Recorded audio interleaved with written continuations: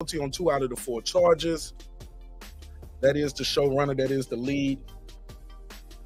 Gotta talk about it. Marvel has dropped him. Grand opening, grand closing, man. He had one of the, I'd probably say one of the best breakout years I've seen in quite some time with the actor, especially of African American descent, right? Had a damn good breakout year, and just like that, give it then they take it. Hollywood does, huh? So we're going to talk about that on this episode. Also, we got to talk about it.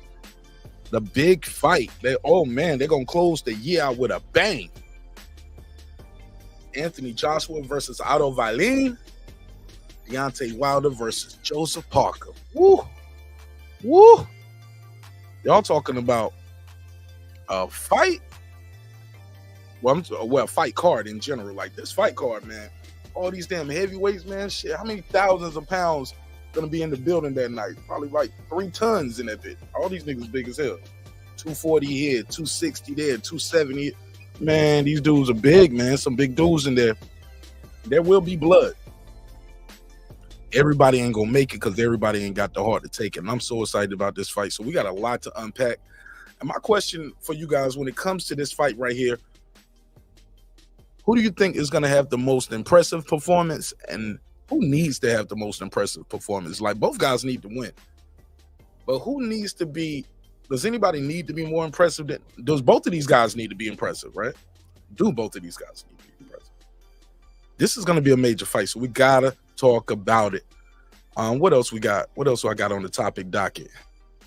What else is on the topic docket? Of course, I got to talk about it.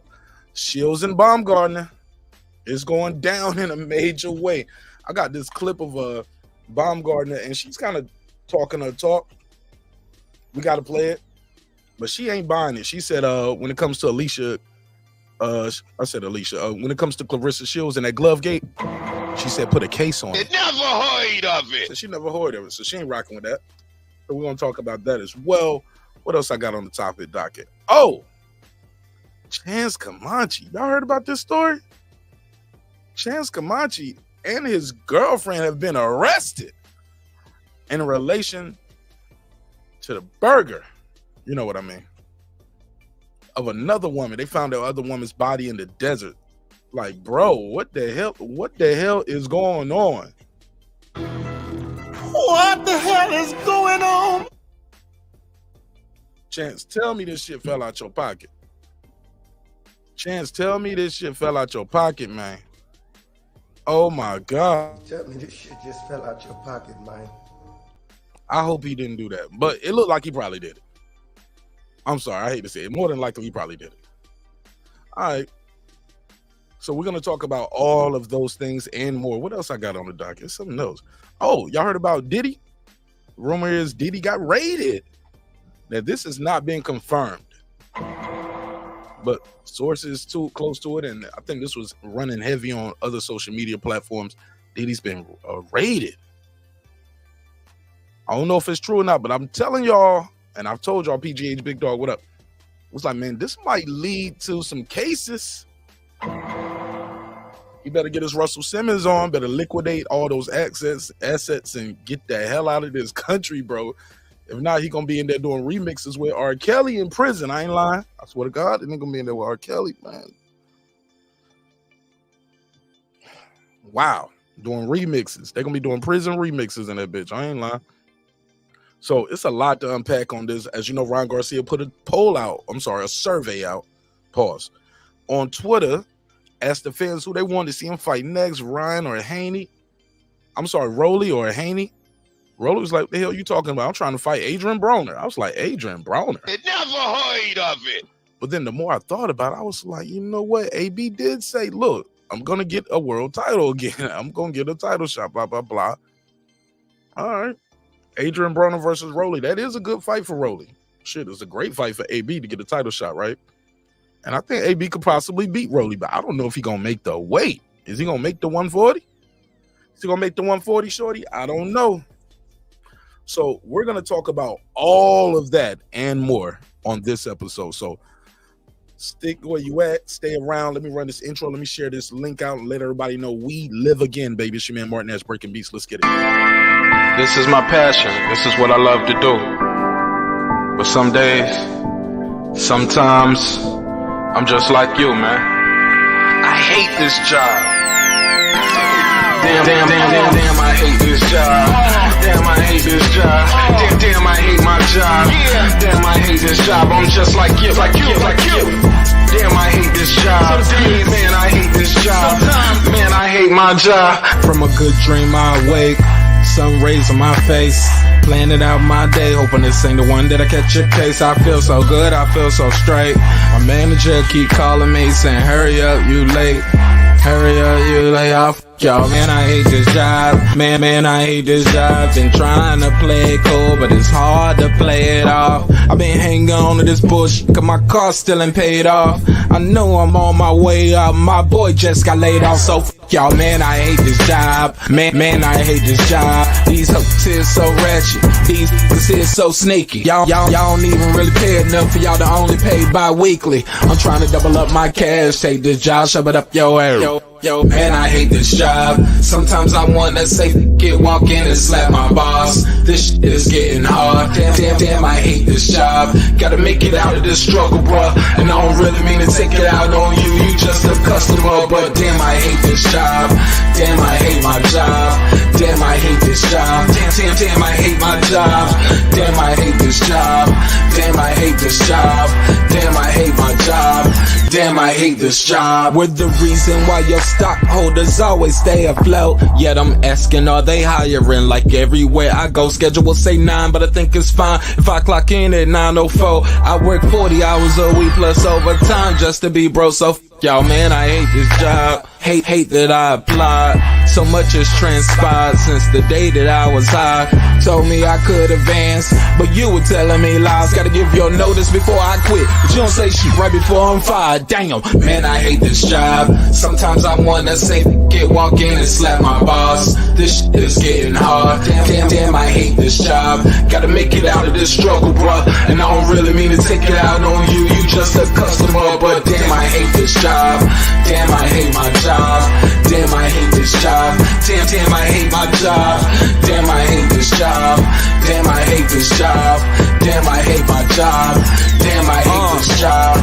You and your procedures, you and your protocol, you and your policies, none of that shit don't apply to me. You and your quotas, you and your standards, you and your 2 sick days a year. Y'all niggas bananas. Wonder why the postman's posted with hammers, going postal with Popo on camera. His wage got him enraged, stressed out, it's hard to maintain. He flips the middle, grabs his. He said, if you don't get the picture, I quit, you ain't shoot. Mother, man, I hate this job. Sometimes I wanna say, walk in and slap my boss. This shit is getting hard. Damn, I hate this job. Gotta make it out of this struggle, bruh. And I don't really mean to take it out on you. You just a customer, but damn, I hate this job. Damn, I hate my job. Damn, I hate this job. Damn, I hate my job. Damn, I hate this job.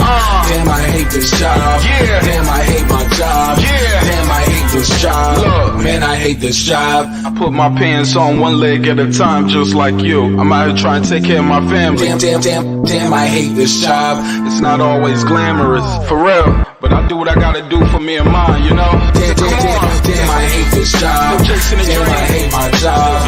Damn, I hate this job. Damn, I hate my job. Damn, I hate this job. Damn, I hate this job. Damn, I hate my job. Damn, I hate this job. Damn, I hate this job. Damn, I hate this job. Damn, I hate my job. Damn, I hate this job. I'm just like you, nigga. Damn, I hate this job. Man, I hate this job. Man, I hate my job.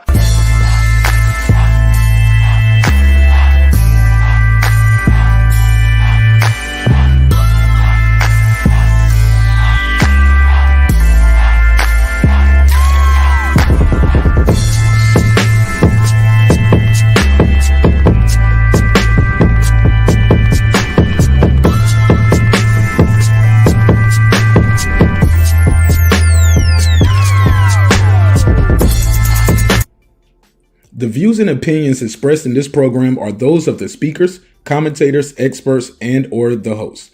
They do not explicitly nor necessarily reflect nor represent the channel's policy or the views held by the channel or broadcaster. The broadcaster or its channel cannot be held accountable for all or any views expressed during the program. Basically, if I didn't say it, don't come for me. You come for the person who said it. And please don't sue me for somebody else's words. With that said, let's start the show, motherfucker.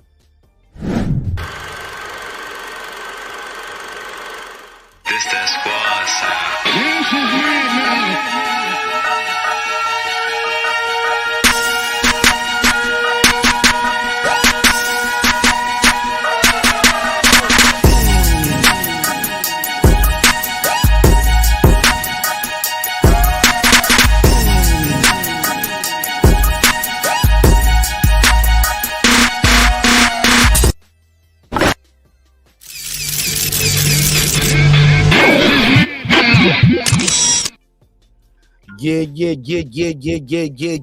Yeah.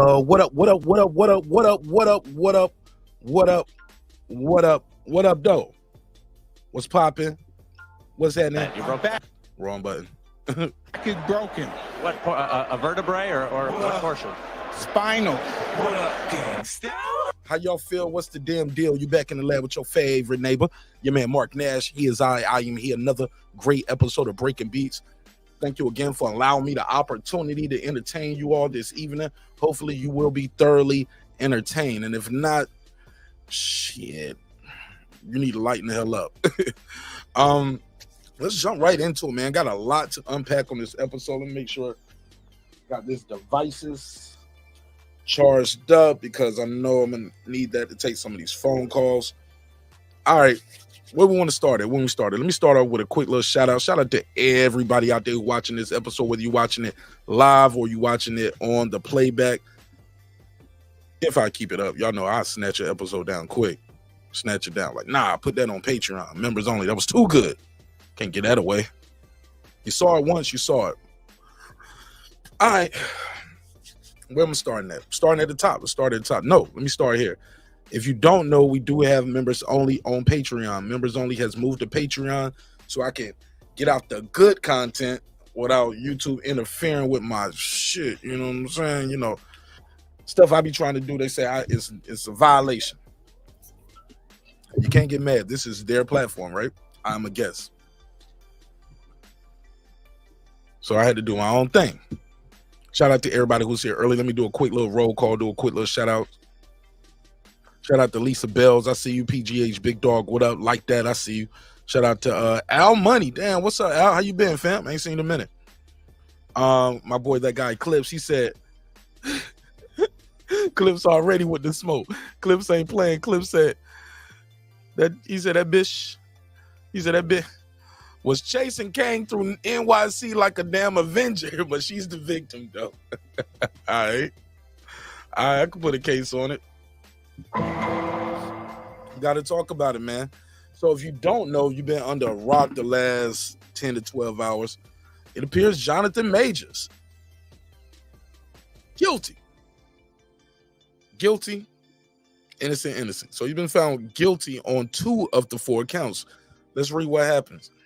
Jonathan Majors guilty. Damn, I ain't gonna lie. I thought he was gonna beat this one. I ain't gonna lie, because it was so much footage out there of the lady chasing them down the street. Like Clip said, she was chasing him. He actually walked right past her in a group of people, and she started chasing him. She was doing things with that hand that she said was injured, and I don't know. Those injuries that she had, according to his attorney, they were defensive. She got those with him defending her.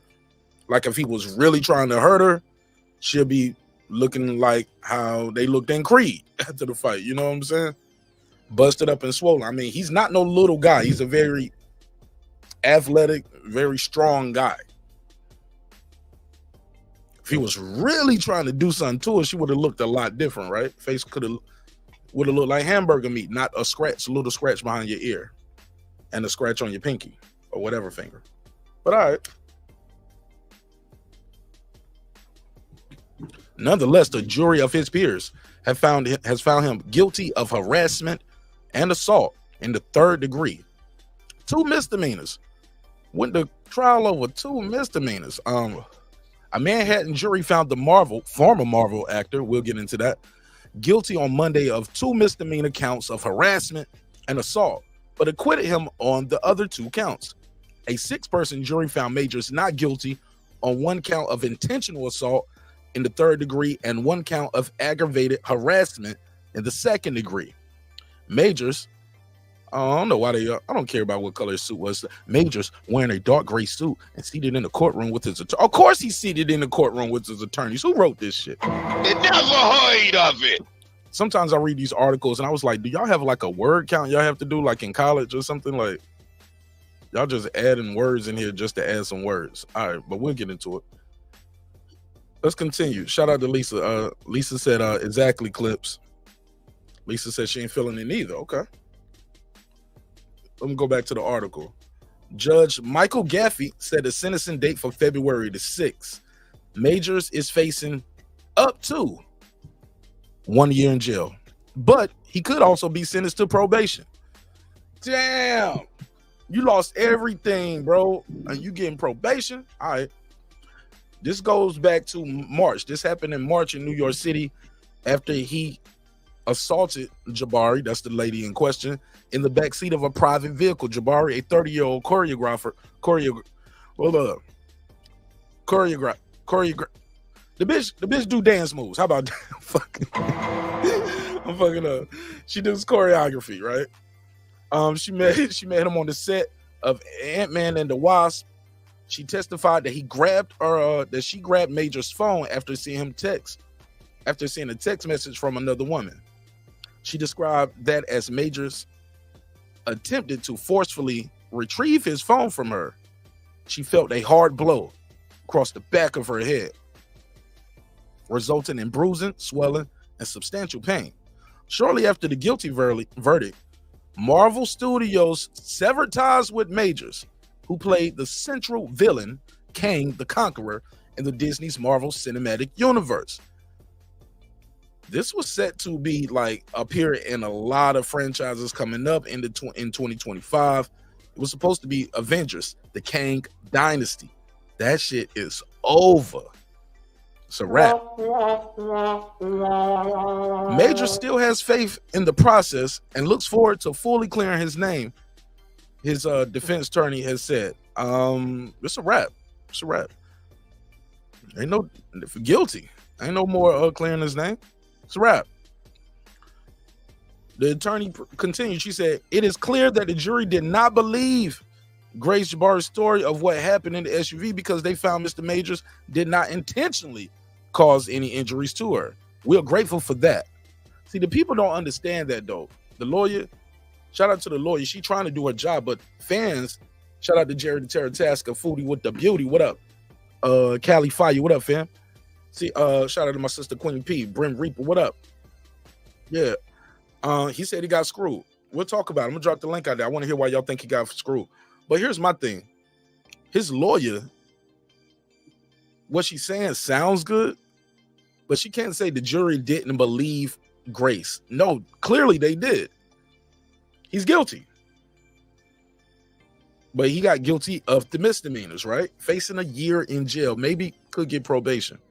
What y'all think? You think you're gonna get a year? Y'all think you're gonna get probation?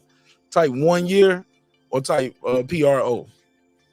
PROB. Just type prob. You ain't got to put the whole word out there. Some of y'all niggas can't spell anyway. So you ain't got to try to write probation. Some of y'all be writing probation. Y'all be writing prohibited. So just put PROB if you think he's going to get probation. Type the number 1 if you think he's going to get that year in jail in New York City. But let me continue with his attorney statement. They said, she said, it's clear the jury did not believe Grace's story. That's why they didn't convict him of intentionally causing injuries to her. We are grateful for that. She continued, we are disappointed, however, that despite not believing Grace or Miss Jabari, the jury nevertheless found Mr. Majors was somehow reckless while she was attacking him. End quote. Now, the 2-week-long trial concluded in Lower Manhattan courtroom after the jury requested to hear the definition of harassment in the second degree. They needed to hear that again, which is when a person is guilty of, quote, intent to harass, annoy, or alarm another. Shit, niggas be out here harassing me all the time. That's it. Niggas definitely be trying to harass, annoy, and alarm me, get on my damn nerves. Damn, I ain't know that. I need to put a case on one of these YouTube niggas. Shit. They be out here annoying me. She said, it continues. They said, another person, no, move forward. He or she strikes, shoves, kicks, or otherwise subjects another person to physical contact or attempts to threaten them to do. Now, they damn sure ain't about to do none of that to your boy. All right. Here we go. Before making this verdict, the jury also asked to review the surveillance footage as well as testimony from the woman who attended a nightclub with Jabari after the assault. Like, this was bad, man. I think what hurt him too, they said during the trial, prosecutor told juries that Major was manipulative and controlling to Jabari throughout their 2-year relationship. But he's not on trial for that though. So I took umbrage with that. Like, he's not on trial for being controlling or manipulating. And they played a audio, right? Manhattan District Attorney's Office released text and audio recordings as evidence in which Major seemingly attempted to dissuade Jabari from going to the hospital to treat a head wound and threaten suicide over an argument. Sounds like that Tory Lanez shit. Man, when somebody got a case on you, do not call them. No talking. It never heard of no it. communication, no phone, no. Majors told Jabari that she needed to act like Coretta Scott King and Michelle Obama. That's gonna be hard for a white woman. I ain't gonna lie. I'm just saying.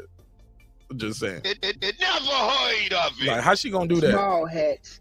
How's she gonna do that? How's she gonna be Coretta Scott King and Michelle Obama? Because he's a great man who is doing great things, not just for him, but for my culture and the world. Well, she ain't from your culture or your world, clearly. All right, let's continue. Quote, what this really boils down to is 4 simple words: control, domination, manipulation, and abuse. End quote. This is what Galloway told the jury in her closing statement. She said the tactics used by those who commit domestic violence against partners against grace. Majors denied the assault, denied that he assaulted Jabari, and his defense team alleged that Jabari was the aggressor. In the vehicle that night, the defense team also argued that Jabari fabricated the allegations to get back at Majors after that breakup. In her closing, his defense attorney said, Jabari is a liar who bends reality. All right. Okay, boom. Last week, the driver in the car on the night alleged incident testified, he needed an interpreter and everything. Damn. He said Majors was not doing anything to her in the vehicle, but while Majors was trying to get out the car, he was trying to throw her in. The driver told. I do remember Majors was pushing her back in the car to get rid of her. There you have it. That's assault, whether you like it or not. That's assault. All right, so that's a quick summary of that right there. Damn. Anything else? I'm gonna drop the link out there, see what y'all talking about. Mark Somers said, in defense, he said, if the defense said it must be true. Absolutely not. Absolutely not. Lisa said, I meant Marvel. Foodie said, that shit was hilarious when I read it. What part? Disney released them? Yep. 3:30, what it do? Shout out to D-Ray, what's up? Man, how you been, bro? I ain't seen you in a minute. Welcome home, my brother. Welcome home. Welcome home to your home away from home. Shout out to Piotr. Jared Terry, he said, what up? The Brim. Ace Retro, let's go. Shout out to my homie Ace. See Bruce in here? Okay. All right. Let me see what the neighborhood talking about. Let me see what they talking about. Let me drop this link out here early. See what these niggas talking about. Mark Summers. Nah, I don't believe just because the defense team said it. I don't believe any side is always telling 100% of the truth. The prosecutor or the defense. I never believe that. Never believe anybody's telling 100% of the truth on none of that shit. They about wins. They trying to get a win. Like a case like this too. This was about headlines, man. This could have and should have been settled outside of court. And when I say settled, I don't mean financially settled. I mean the most this guy is facing is 1 year in jail, not prison. 1 year in jail or probation. If that's what you facing, well, you only gonna put a nigga in jail for a year. It ain't that serious. Jail should be reserved for things that are like when you do some shit like, yo, we got to put you away from anywhere. Like I'll say 2 to 3, or I mean 2 and up or 3 and up. When you start locking people up, but a year, come on, bro. Somebody giving you a year, that's somebody telling you to cool down, sit down, and get your shit together. They sitting you on the bench for a minute, giving you time out. Puro, what up? Fix your audio. 1 2 1 2. 1 2 1 2. All right, he'll be back. Yeah, man. So I just don't think that was a lot of time. It's 1 year. That's just enough time to fuck up your career, really. But to each his own, to each his own. It sounds like, according to the witnesses, though, he was pushing her back into the car. Once you touching somebody, that's assault. Whether you like it or not, that is assault. Let me see, like, so again, that's the driver. The driver said, he testified, said, yeah, he wasn't doing anything to her in the vehicle. He was trying to get out the vehicle, but he was trying to, quote, he was trying to throw her in, quote, end quote. The driver told, that's what he drove, the jury. He also said, I remember him trying to push her back into the car. He has been dropped by his manager. He's been dropped by his publicity firm. It's called LED or LE. What is this? LEDE? Is that lead company or LED company? Lada, whatever. LEDE company. They dropped him. Been dropped by his manager, 360 Entertainment, publicity firm. He's been dropped by Marvel. He remains rep by the talent agency WME as of now. We don't know what will transpire from that in the upcoming weeks. What up, Puro? Mic check, mic check. So far, so good. Talk to me, man. What you think of this topic? Cool. What up, Mark? I actually don't know what he did, bruh. I've never been big on, like, celebrity stuff, bruh. Bro, have you been listening to the show at all the last 15 minutes? I listened the last 15 minutes. That's why I put in the comments, like, what did he do? Because I wanted to respond to your question. Are you trolling me, bro? No. He's been found guilty. You got Google. You could have Googled that shit before you called it. I was gonna Google it, bro, but I was like, Jonathan Majors guilty of harassment and assault. Majors was convicted of assaulting his ex-girlfriend. He got 2 misdemeanor counts of harassment and assault, but was acquitted on 2 other accounts. 6-person jury found him not guilty on 1 count of intentional assault in the 3rd degree and 1 count of aggravated harassment in the 2nd degree. Okay. But he was found guilty of 3rd degree assault. Oh, okay. Yeah, he's probably gonna get probation. All right, but he's facing 1 year in jail or probation. Go ahead. Yeah, I'm thinking probation. Since like I think it works in his favor that he was acquitted on some of the charges. So maybe they go maybe a little bit easy on him.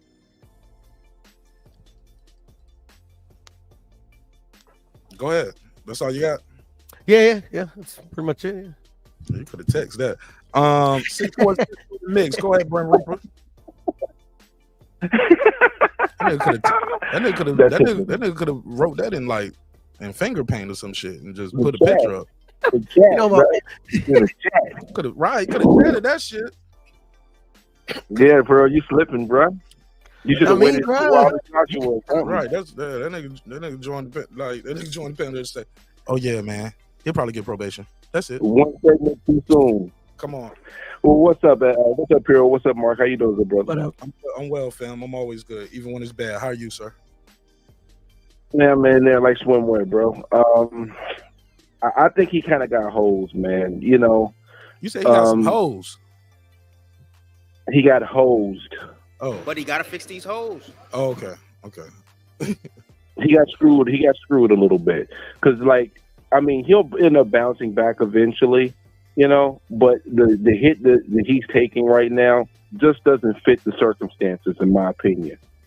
You know, you think about all these Hollywood actors and some of the things that they've done and things, you know, trials and tribulations they had and cases they had, and some of those cases way worse than what this was.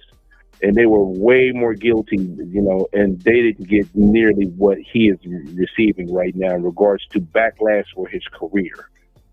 Example.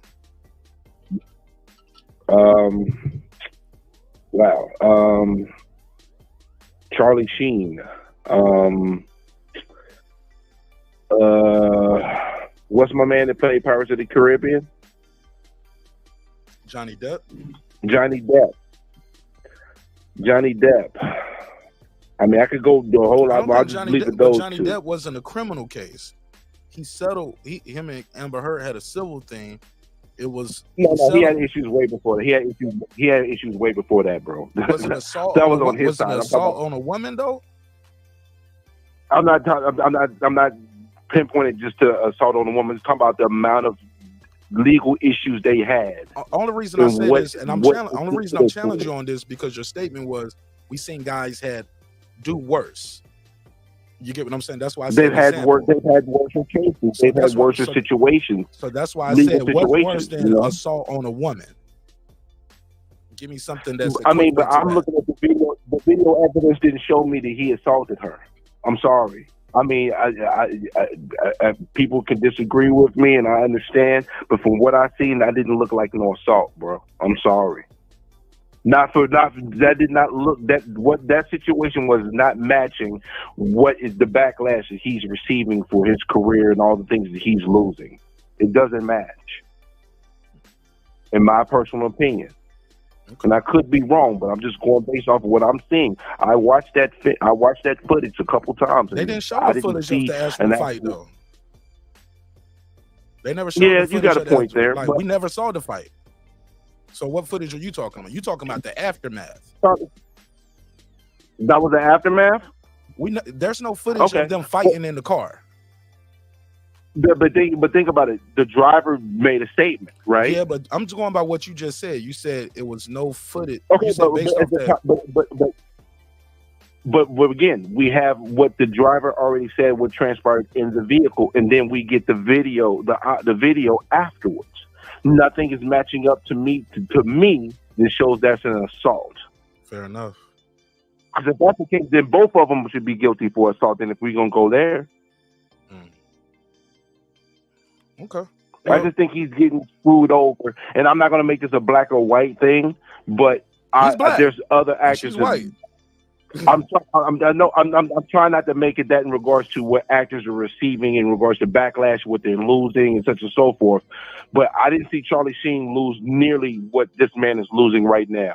Charlie Sheen was not on trial for assaulting a woman, though, sir. That's what is important. You got to find something comparable. Man gave AIDS to women, bro. He gave AIDS to women, bro. Did he go to trial? Did he go to trial for that, though? He was not, okay, you got it, Mark. No, look, I'm not trying to. No, that matters though, Brim. Going to trial, a jury of your peers said you're guilty, and more importantly, it's a witness on the stand pointing at you saying him did it, him hurt me, him. It's hard to beat that shit, man. When somebody on the stand pointing the finger at you. If I did research though, Mark, I'm sure we'll find there was cases against other actors that had either worse situations than get nearly the backlash. I mean, I just didn't take the time to do that deep research, but I know I can find some cases that's going to show where actors had worse situations and did not get nearly what this man is about to lose. Woody Allen, I can name something off the top of my head. Some shit like Woody Allen. Yeah, no doubt. But he wasn't on trial though. He did some fucked up shit, but he wasn't. No, but we probably can find some stuff that was on trial. I mean, maybe I'll take some time to see if I find something, but I'm not gonna go that deep right now, because at the end of the day, what happened happened.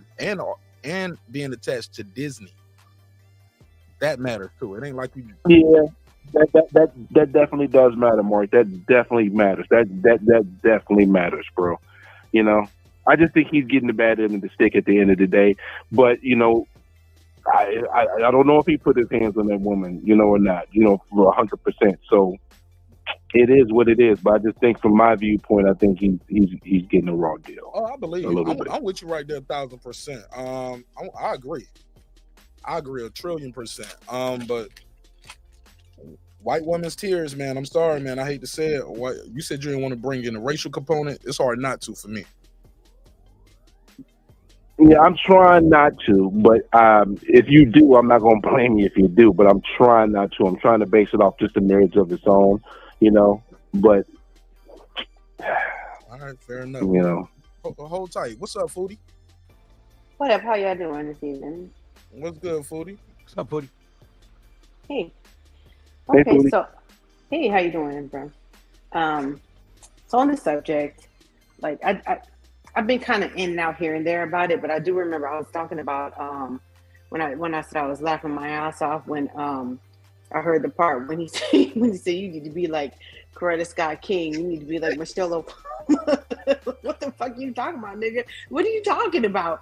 This is a white woman. Those are not white women. But you're not fucking Obama, and you're not fucking, you know, Martin Luther King. Get You the make fuck out of movies, here.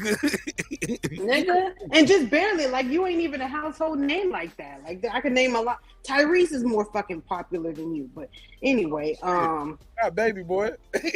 I mean, there's a whole lot of other, like, B-list or whatever, what considered B-list, who are in franchises that are more popular than you. More popular than you, nigga. Who? Oh, Lorenz Tate, yeah. Like, get the fuck out of here, nigga. That nigga said, I want my white girl to be a strong black woman. Go ahead. Right, these niggas, I mean, what the fuck do you want from? What the fuck do you want from me? Like, what's wrong with you? I'm trying, but I like your energy, Foodie. We gotta laugh about it, right?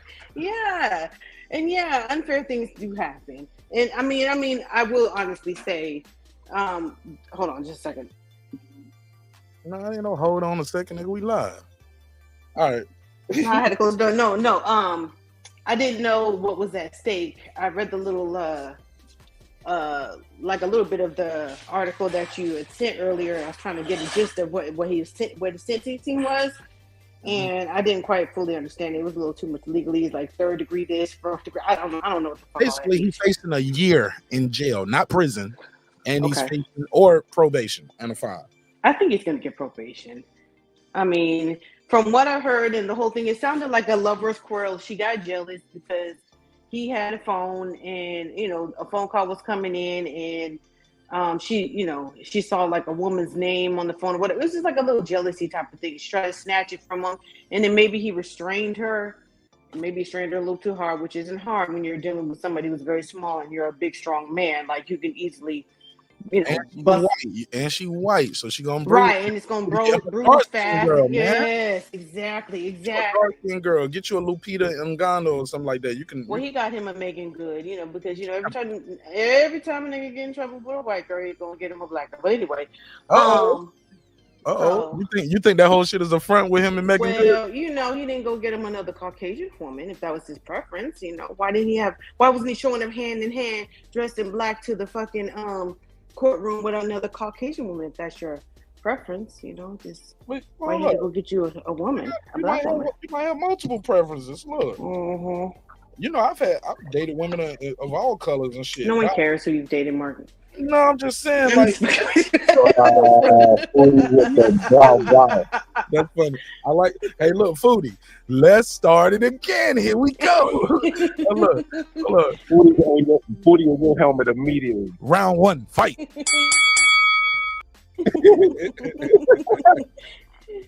Well, look, yeah, right. I'm glad you cut me off, 'cause I was about to say some wild shit. I mean, I get what you're saying. I've dated men of other races, so it doesn't have to be preference. But Jerry, I told Jerry he might have a shot. Jerry, what? You heard him, but all right.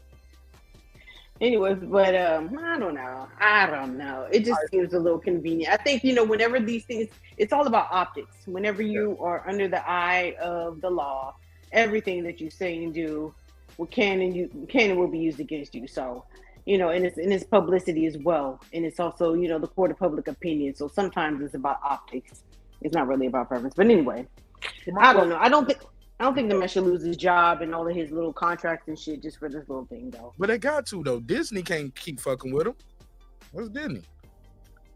And that's another thing, Mark, I wanted to say. Like, we're in a different time. Like, these people have a lot more to lose because it isn't as easy to defend yourself as a large corporation as it was before, to hide shit. Like, look at the whole thing the whole thing that's going on with Diddy. I just read that 35-page thing. God damn. Anyway.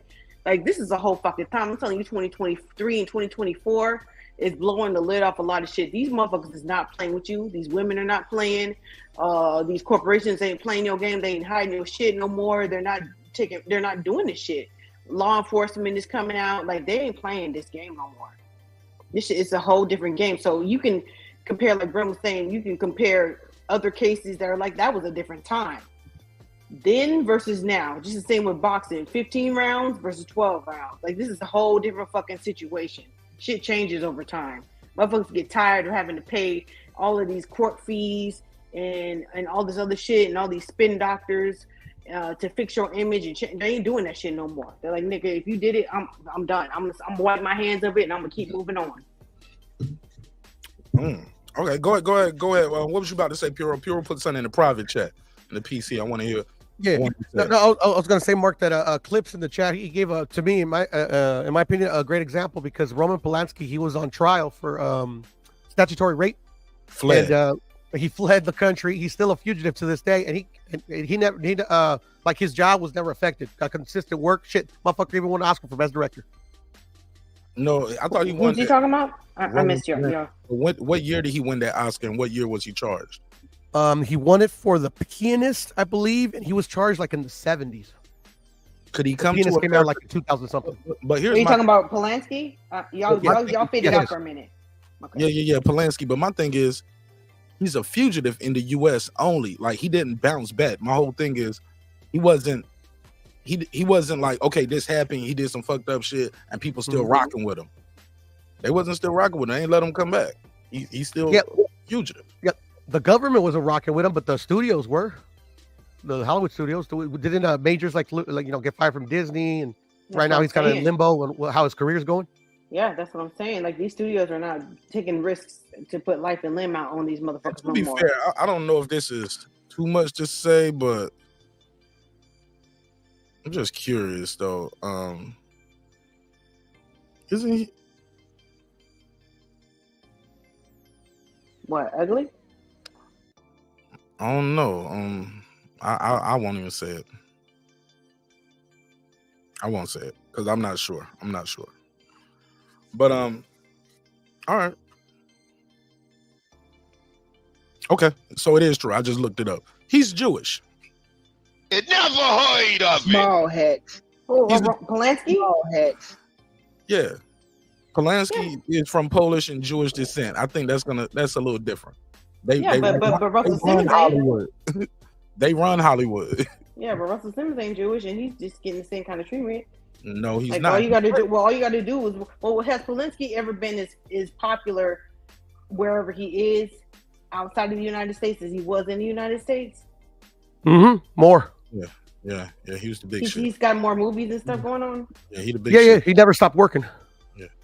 I don't know anything. Well, I don't know him by name. I just know by work. But and also, Charles Manson killed his wife and his baby. So I mean, maybe they were like lenient on him. I have no idea. What? Oh yeah, I remember that. Yeah. You remember that? Yeah. Yep. They kind of did it. They kind of did that. What's that movie? Once Upon a Time in Hollywood. Yeah, it was roughly based on that. The Sons of something. You ever seen Once Upon a Time in Hollywood with Brad Pitt and Leo DiCaprio? No, I heard about it, and I plan to watch it, but I didn't. Watch it, man. I think that's the movie. Brad Pitt finally got his Oscar for that shit. Finally won one. Great movie. I like both of them. I love Leonardo and Brad. I think they're both good actors. But Your little most fan? What? Nothing. Never mind. They used to both, but they both could have got it once upon a time, but at the same time. Once upon a time in Hollywood, they might have could have got it, but they both were a little. Shout out to Foodie, man. Yeah, she's like, hell yeah, I let him smash. Shit real. Leonardo was fine as fuck for a long time, and so was Brad. But everybody, you know, age catches up to everyone. Shit. Yeah, niggas old. Yeah, they're old. They're old. Shout out to Foodie, says she gonna let them niggas run a choo choo. No, not at the same time. Because I want different things from them. I want something from one and a different thing from another. So they might not be into the same thing. So we can't do it at the same time. Look, if so, you got to do that was common. You got to do like the white folks did, Foodie. After you give it to them, you got to say they took it. You right? Get paid, nigga. Slap myself in the face. Slap myself in the face and cry big old crocodile tears and run down to the courtroom. So where are we at on this, man? Can Jonathan Majors, can he come back from this? Can his career come back from this? I don't know where he is because I just don't think he's that big. I don't know. I mean, I guess I haven't watched Ant-Man. That's one of the Marvel comics I never watched. I like the Marvel universe. I never heard of Ant-Man until I watched the Avengers. My kids follow that shit, so I'd be like, hey, what's going on with this storyline? But I never. The movie I saw was the Netflix movie. It was really good with him. The first time I saw Jonathan Majors, I can't remember. It was like a country movie. It was what's his name? Idris Elba. It's a western. It was on Netflix. Yeah, that was good. Yo, what was the name of that? Good. Let me find. It's not Love Country or whatever that shit is, but I never watched that. With Regina King, that shit was The Harder They Fall. The Harder They Fall. Yeah, that was good. I like to stumble upon that shit. Was fire. I just stumbled upon it and it was good as fuck. Yeah, that shit was good. I want to see I'm waiting for a sequel, but I guess obviously not. You gonna get a sequel now? He ain't got shit to do. Yeah. You know that was a Jay-Z produced film. He can go back to Jay-Z. Can't go back. Was it? I didn't know that. Yeah, Jay-Z produced that. Oh wow, that's interesting. Maybe I wonder if they do another Creed, if he would be in that. You know, I don't know. They're looking at Jay-Z now. They're looking at Jay-Z on the Diddy level. I don't know. I don't know. What Jay-Z do? Oh my god, I've been doing some deep diving. Oh, go deep. MARQ. Let's see it. What you got? What happened? Well, I've been looking at the Diddy thing. On me, nigga. Pause. I've been looking at like who Diddy's. This sugar daddy that they talk about, that's Diddy's, his financier. What's his name?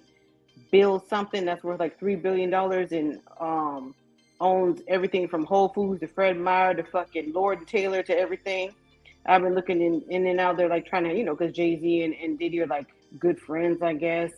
Because Diddy said that's the only person who could call him Sean. And they're looking back to his history of young women like, what's her name?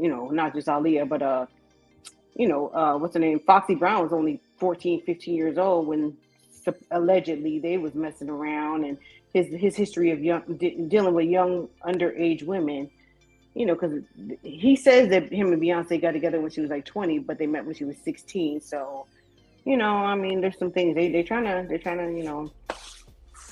dig around it. And then, Jaguar Wright, she out there fucking yelling it from the mountaintops, and a lot of the shit she said is now being validated, especially with Cassie and these other women coming out. I mean, it's a lot of shit going on with these black billionaires. Oh, and then you heard about the Tyler Perry thing, allegedly. Christian Keys. Yeah, Christian Keys. I told you he's the one to write. Hold on, he's the one. Just I've been telling you about All the King's Men. He's the one who wrote All the King's Men and that book. The one I tell you about the show, and he's in this show and all that stuff. All the Queen's Men. I said All the King's Men, Yeah. Okay. Go ahead, Brim.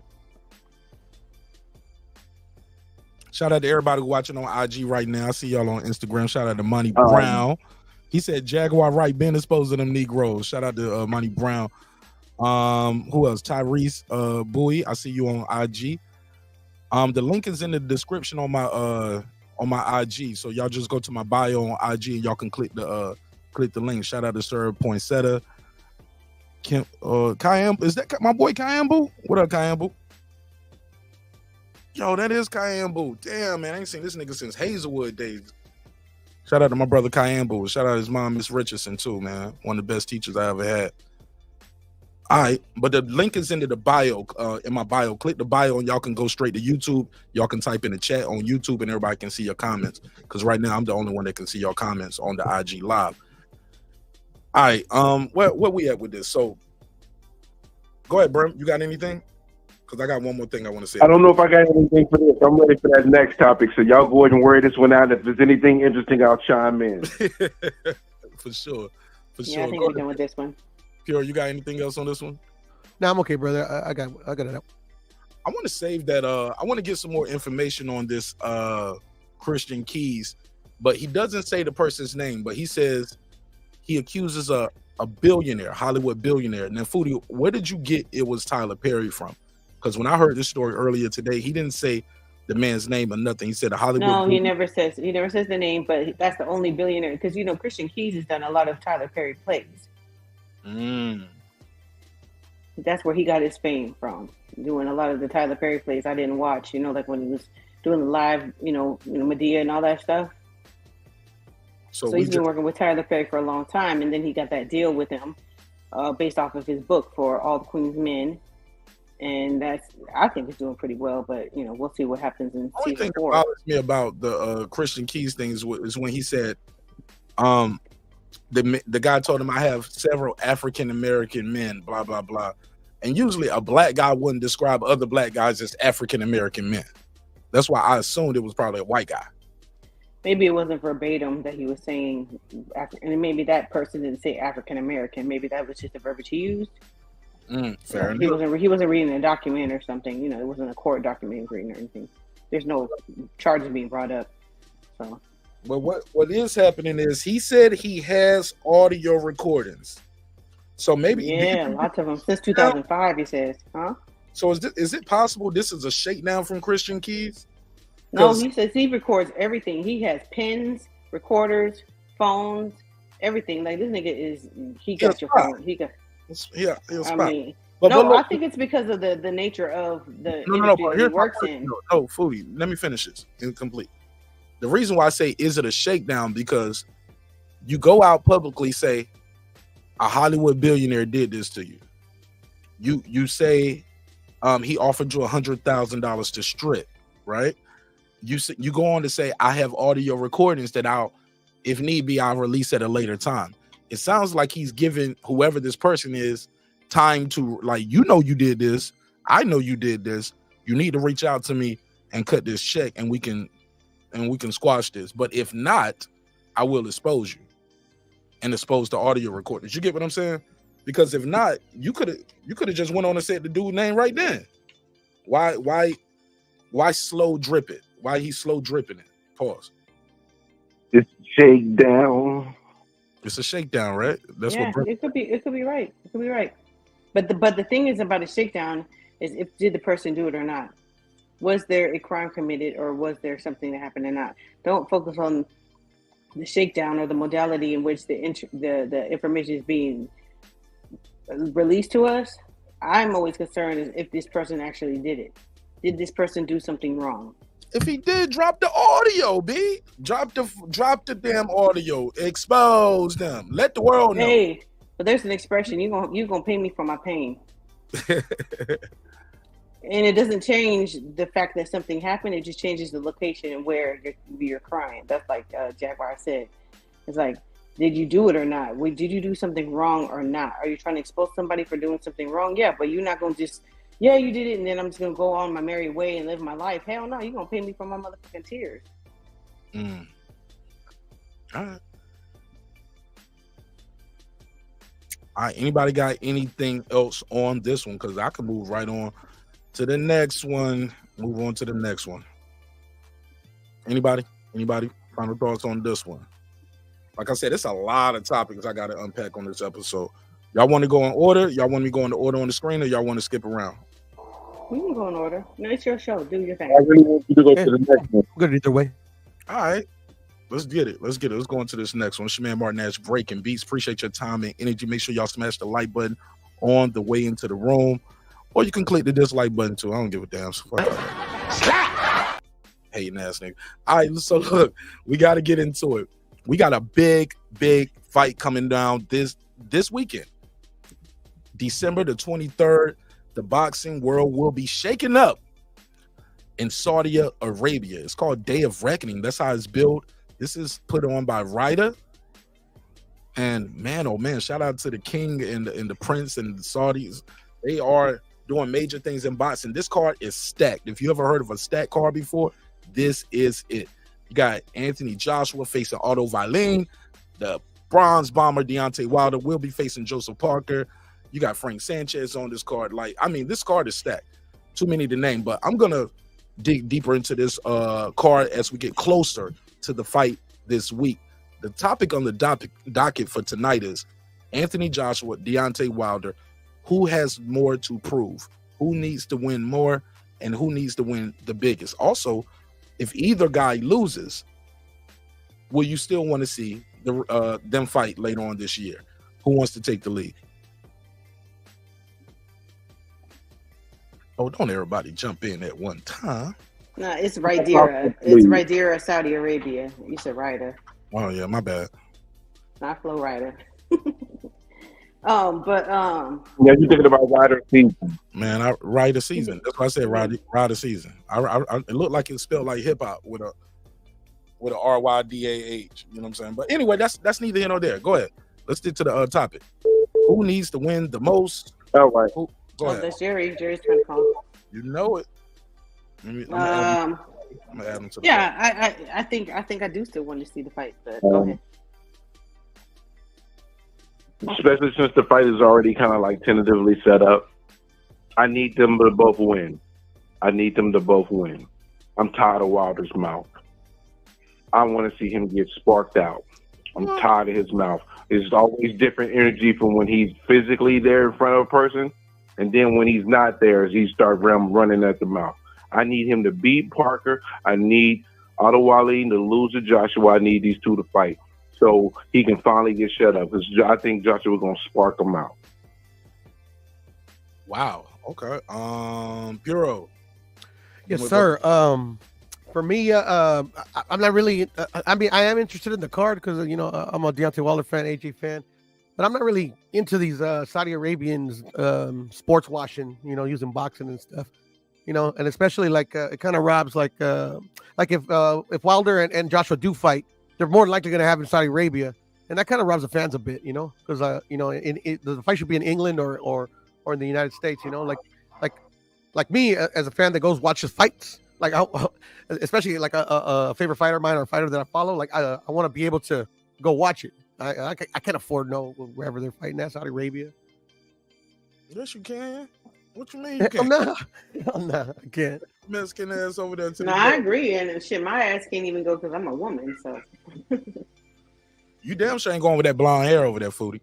I can't go with nothing. I gotta be if I do it like they do and have the whole thing covered up. But hey, Foodie, click out.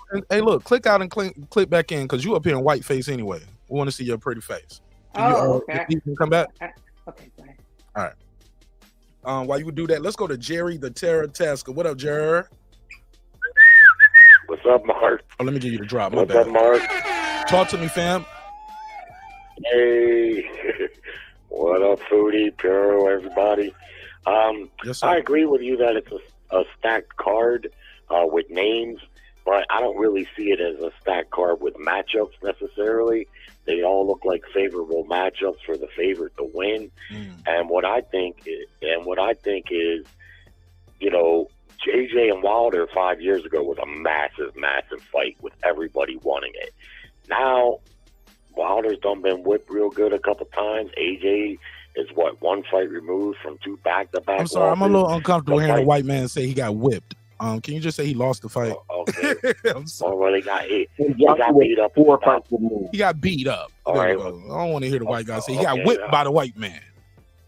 Well, that's what I say, but I don't mean I'm fucking with you, Jerry. So, I like a little racial humor every now and then. It's all good. Go ahead. All right.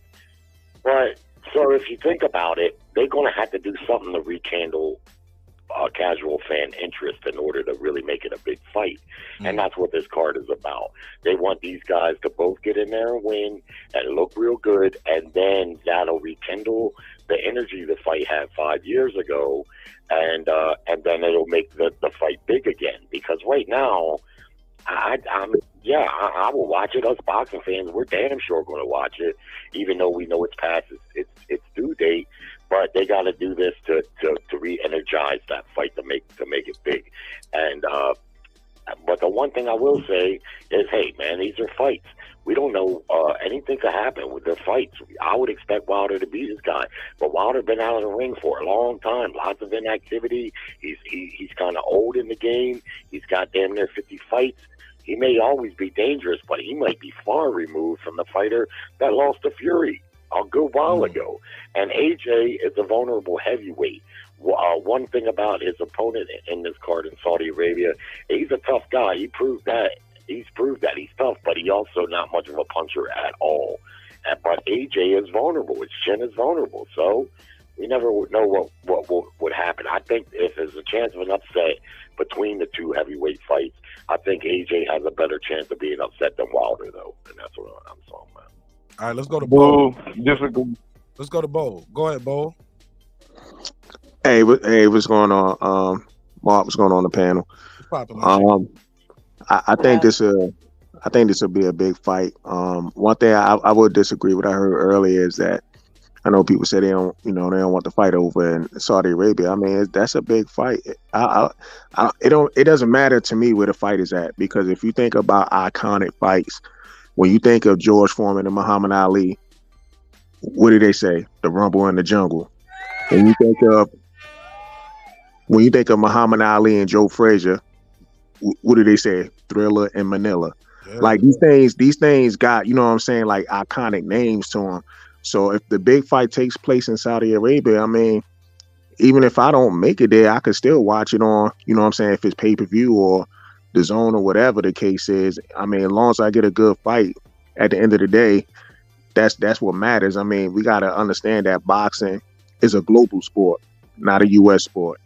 You know what I'm saying? So that fight could happen anywhere as long as it makes sense for them to put it on. I'm cool with that overall. But I still think it's a big fight, even though it would have been more massive if these guys would have fought years ago. But it's still a big fight, in my opinion. I don't know who will win. I mean, obviously, Deontay Wilder got the one knockout punch, but I think a lot of people be counting out AJ because his joint with Andy Ruiz.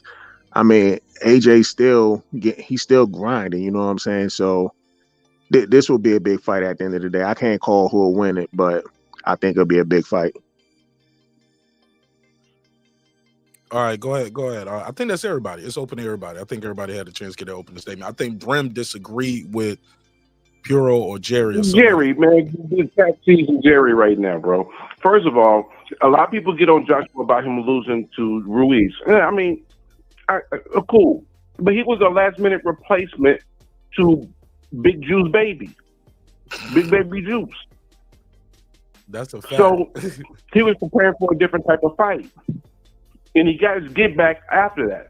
Now he lost to Usyk, which I think might end up proving to be the generational heavyweight out of everybody, but that's yet to be determined. But to say, oh, it's a bigger chance that AJ gets beat than Wilder. Wilder had one round in 2 years, bro.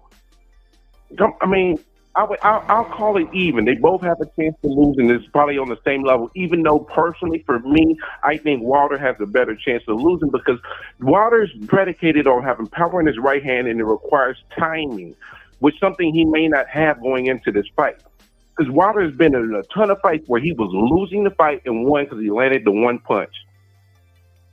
And I'm always going to say this, and I'm probably always going to get pushback from it. But I feel like the American fan base just doodles on Joshua like Wilder got some phenomenal resume when his resume compared to Joshua was just hot dog water. It's ridiculous. And I'm tired of Wilder running his mouth. And I'm tired of Wilder running his mouth when he's not in front of the people, but when he's in front of the people, he got a different energy. I'm tired of it. He's scared of me. If he was so scared of you, why did you get offered $100 million and then you decided to go ahead and fight your cherry pick that went wrong and you got sparked out? And then you're going to blame him, say he's cheating. But granted, let's say Fury was cheating. The fact that you did your coach the way you did your coach, I don't respect it. He be on some trash movements. He need to get sparked out for real. And I hope they both win because I want Joshua to spark him out. spark him all the way out. Brim said I'm that tired of like, Wilder but you out. seen him sparked out a couple times. Like, you know what I'm saying? Like, it's not like you ain't never seen it. But go ahead. No, but I want him to get sparked out when we say it's over and done with. Oh, you want his career Well, let to me be respond over? to that. Go ahead, Jerry. You can respond.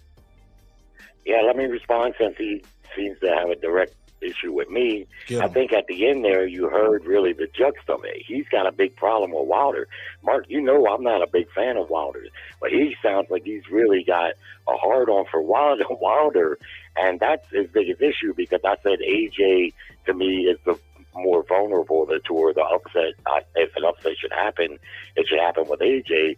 I think it would happen. He has a better chance. But if you listen to what I said they both, there's a chance because we haven't seen much of Wilder. He's been horribly inactive. So he really ain't saying much different than I said.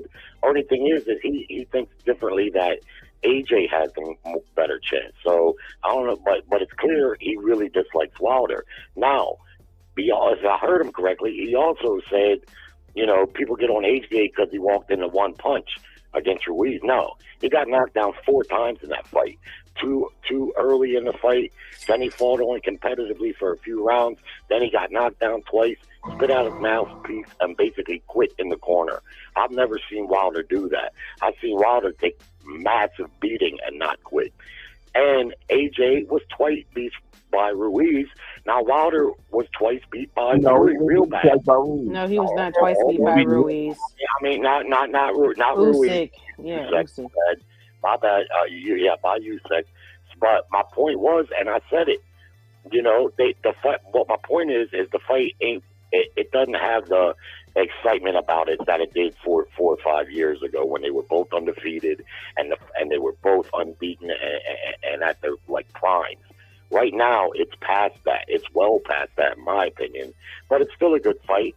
But they got to get the casual fan interest back on it. And how you do that? You put them in against slower, overmatched opponents, and you tell them, look real fucking good, and then we can make this fight big again. I mean, that's all I was saying.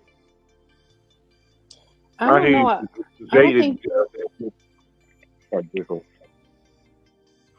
I think maybe we're just seeing things from an American fan point of view. Like, I don't know how the UK fans feel about Wilder versus Fury. I mean, Wilder versus Joshua over there in the UK. I think they still want to see it. They're split between, their heavyweight fans are Fury. A lot of them like Fury, and a lot of them like AJ. But I don't know how they feel about it. But the thing is, it won't be happening in America. It'll be happening over there in Saudi Arabia, and there will be more UK fans over there because they're just closer in proximity. But I think I do want to see it, and I'm with Brim. I want to see AJ beat Wilder. I think AJ has way more skill than Wilder. I think it's very obvious. Everybody knows how Wilder sets up that right hand. It ain't much to it. So if you can avoid that right hand for a few rounds, I think he's going to gas out because he doesn't have much of a gas tank, Wilder. Yeah, you also you can't get reckless. A lot of American fans be saying. A lot of American fans will say, "Oh, Joshua's chinny." Wilder been knocked out more. Like, are we gonna get real here? This guy hadn't got Joshua's never been knocked years, out. and we say that Joshua got a better chance of losing. No. Yeah, Joshua's been beat. He hasn't been knocked out like Wilder was knocked out by Fury. Killer Fisted Fury. I think it's the way. I think it's the way. Joshua was TKO'd in the Ruiz fight. True. And I think for some fans, and Joshua went down. For some people, I think it's the way Joshua lost. They look at him like he quit in the corner. For Wilder, some of his fans say, "Hey, look, the ref in the corner had to stop it as the second fight, and he was still dropping his guy when he lost too, and he went out on his shield. I think it's the way he lost. Some fans will argue Wilder looked like he had more heart than AJ. I don't necessarily. I think both of these guys got tremendous heart. Take a lot of courage to get in that ring, but that's what I hear in the rumblings. Though I passed the mic though. Yeah, but if you see AJ's expression when the ref called it off against the Ruiz foul, he's like, fight. He's like, what?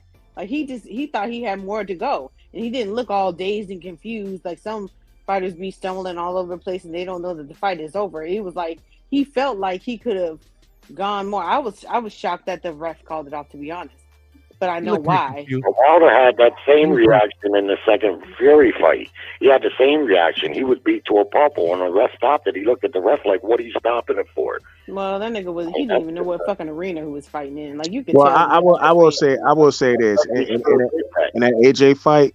I mean, if he spit out his mouthpiece a couple of times, that's almost like a sign of quitting. In that fight with Andy Ruiz, and then there was a rumor saying that AJ got knocked out in Spawn. I don't know how true it is, but if you keep spitting out your mouthpiece, I mean that's gonna get a referee the idea like, all right, this dude don't want to fight. No, I agree. I understand what you're saying, but they didn't say that when Errol was fighting fucking what's his name, and he spit out his mouthpiece, talking about he was afraid that his dentures were gonna get knocked out and all that kind of shit, and then he was able to win the fight anyway. Well, Errol Spence didn't spit out the mouthpiece. The mouthpiece got knocked out. Knocked out. Okay.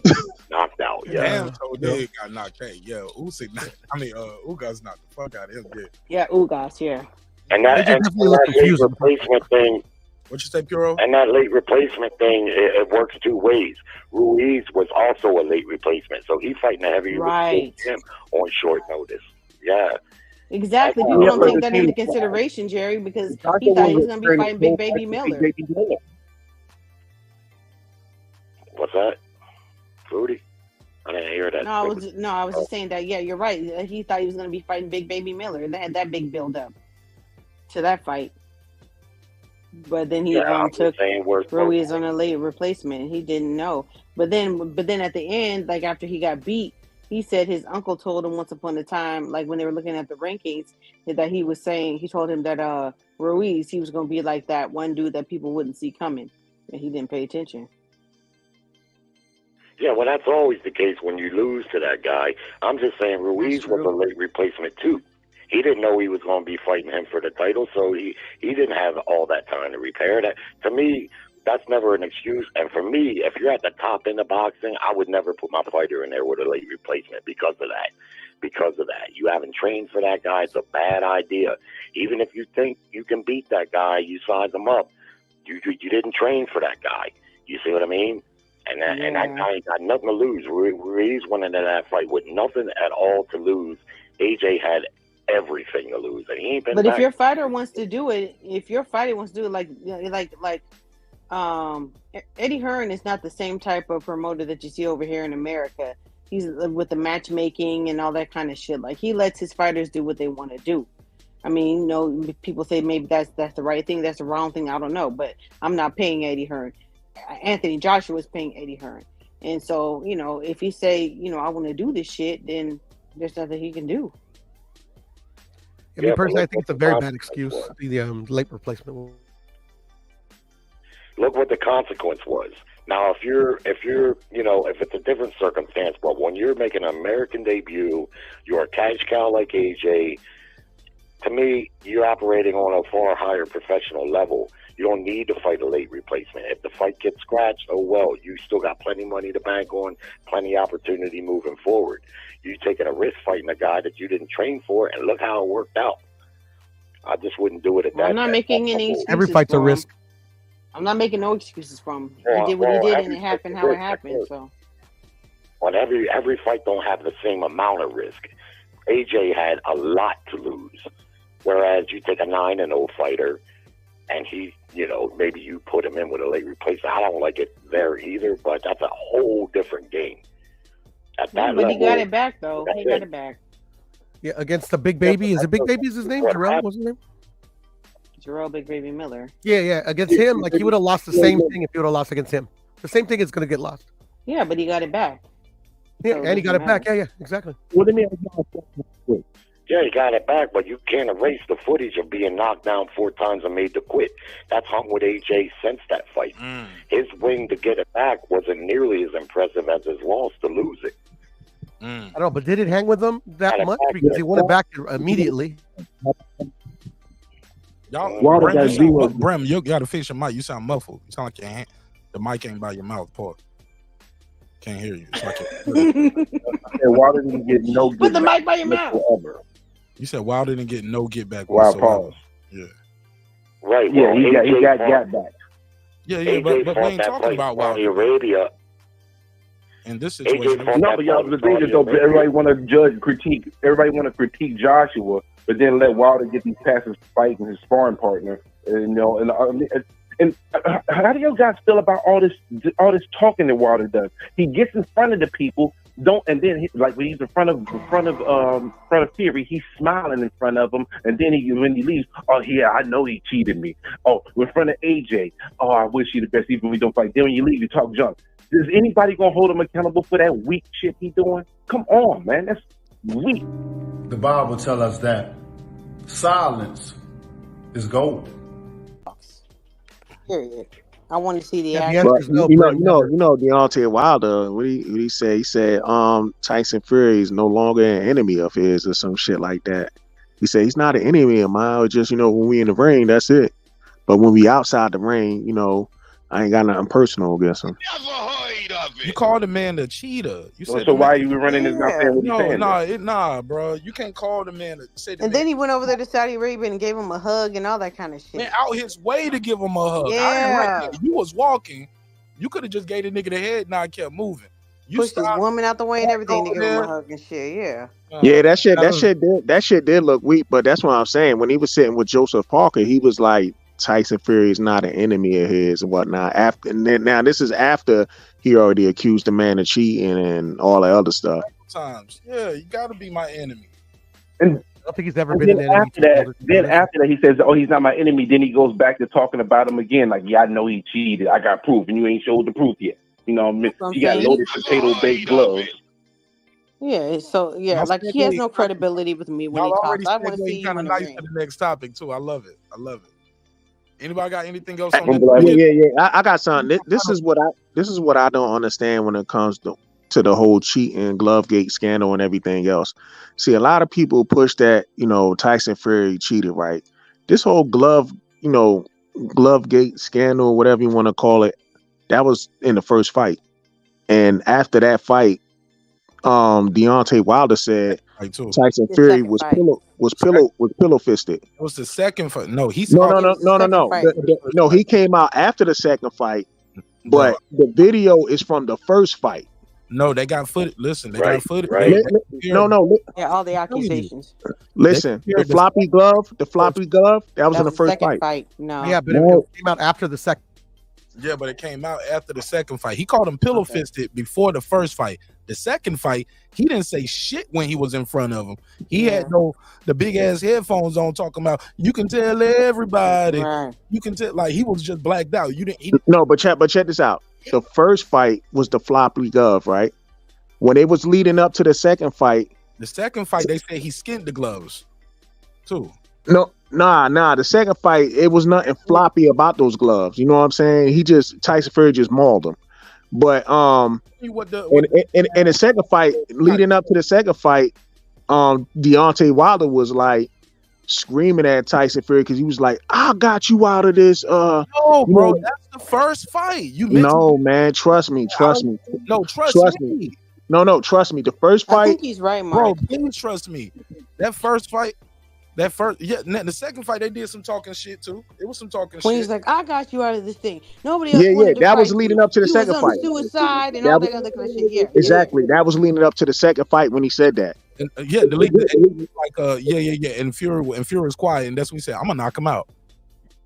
Yeah. So leading up to the third fight, that's when Deontay Wilder had the headphones on and stuff. Right. You're right. I'm wrong. And they checked his gloves too. They checked Fury's gloves. So what's your excuse now? You got no. Tay was there. My boy Tay was there. He said we checked them. We complained about him then, and basically the commissioner was like, "This what it is. We already checked all these gloves. This what we rolling with. Pick one of these pair." He was like, "They all feel like they ain't got no pattern compared to this." So what Wilder did was end up using the type of gloves Fury had, if I'm not mistaken. But shit, I was just wrong. That was a very informative video, by the way. Which one? The one when I believe you said his name was Tay, when they went to the when they were like cutting them open and stuff like that. Like, we're gonna wear what we want to wear. We're gonna get. Yeah, I learned a lot about the process. Yeah, I thought you can always say no, and this ain't gonna work. But it was the A side. It's the A side. Like with Floyd. Floyd said Maidana ain't wearing them gloves. Yeah, but you gotta pay too. I pay you, but yeah, he paying like $2 million and shit. I thought it was $1 million. I forgot how much it was, but yeah, I got $1 million. Okay, $1 million too. I know he paid over. He definitely paid a lot of money for Madonna not to wear them gloves. And then Madonna said I would have won if I would have had my gloves. Second fight, Floyd was like, "Nope, wear the shit you wore the first fight. You said you won, right? You thought you won the first fight. All right, wear them shits again." Floyd's gonna argue with him. Probably the second time put that shit in the contract. Did he have to pay him the second time too? I can't remember. I don't know. I don't remember, to be honest.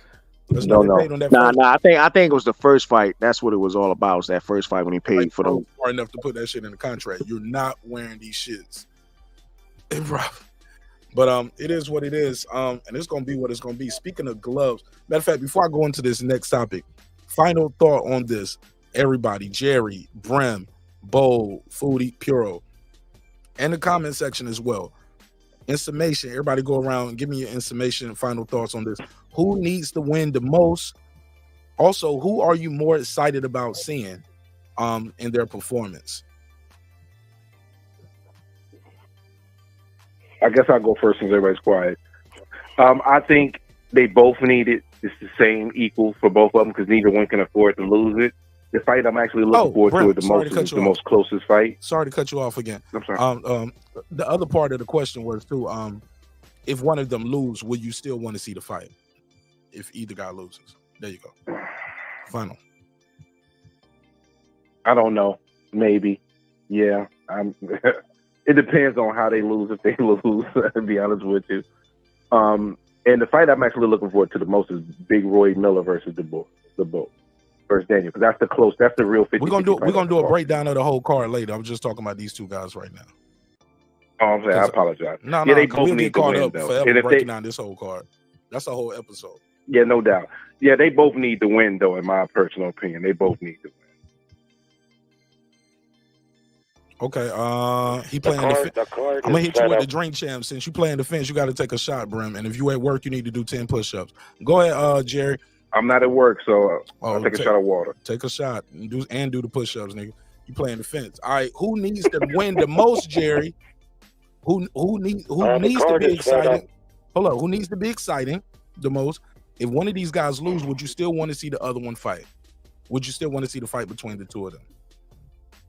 Yeah, they both got to win. The cards are set up for them to fight each other next. They both got to win. Neither one can lose. If they do, it fucks up the matchup. It just does. And then the other question was what? If one of them lose, would you still want to see them fight? Because if one of them lose, chances are they're gonna probably. Yeah, I'm a boxing fan like you and like the rest of us, so I would watch it, of course. But it goes way, way down if one of them loses. I mean, it's simple.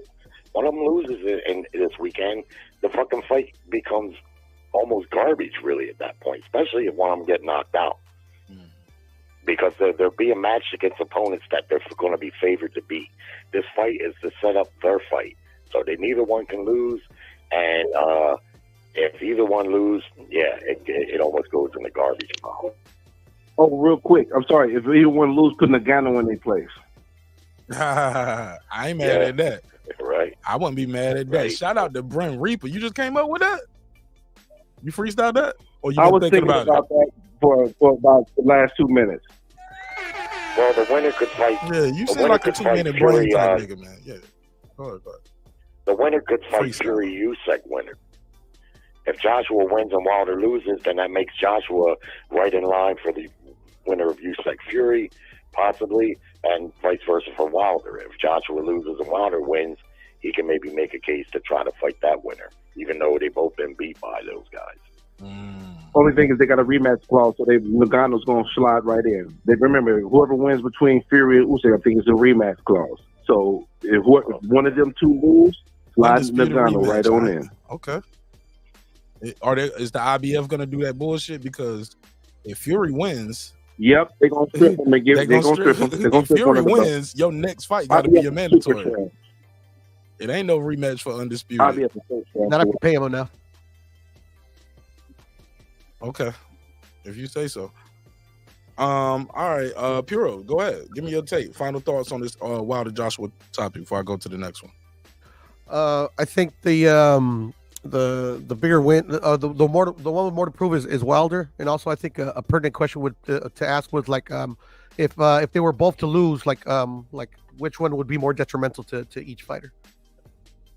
Say that last part again.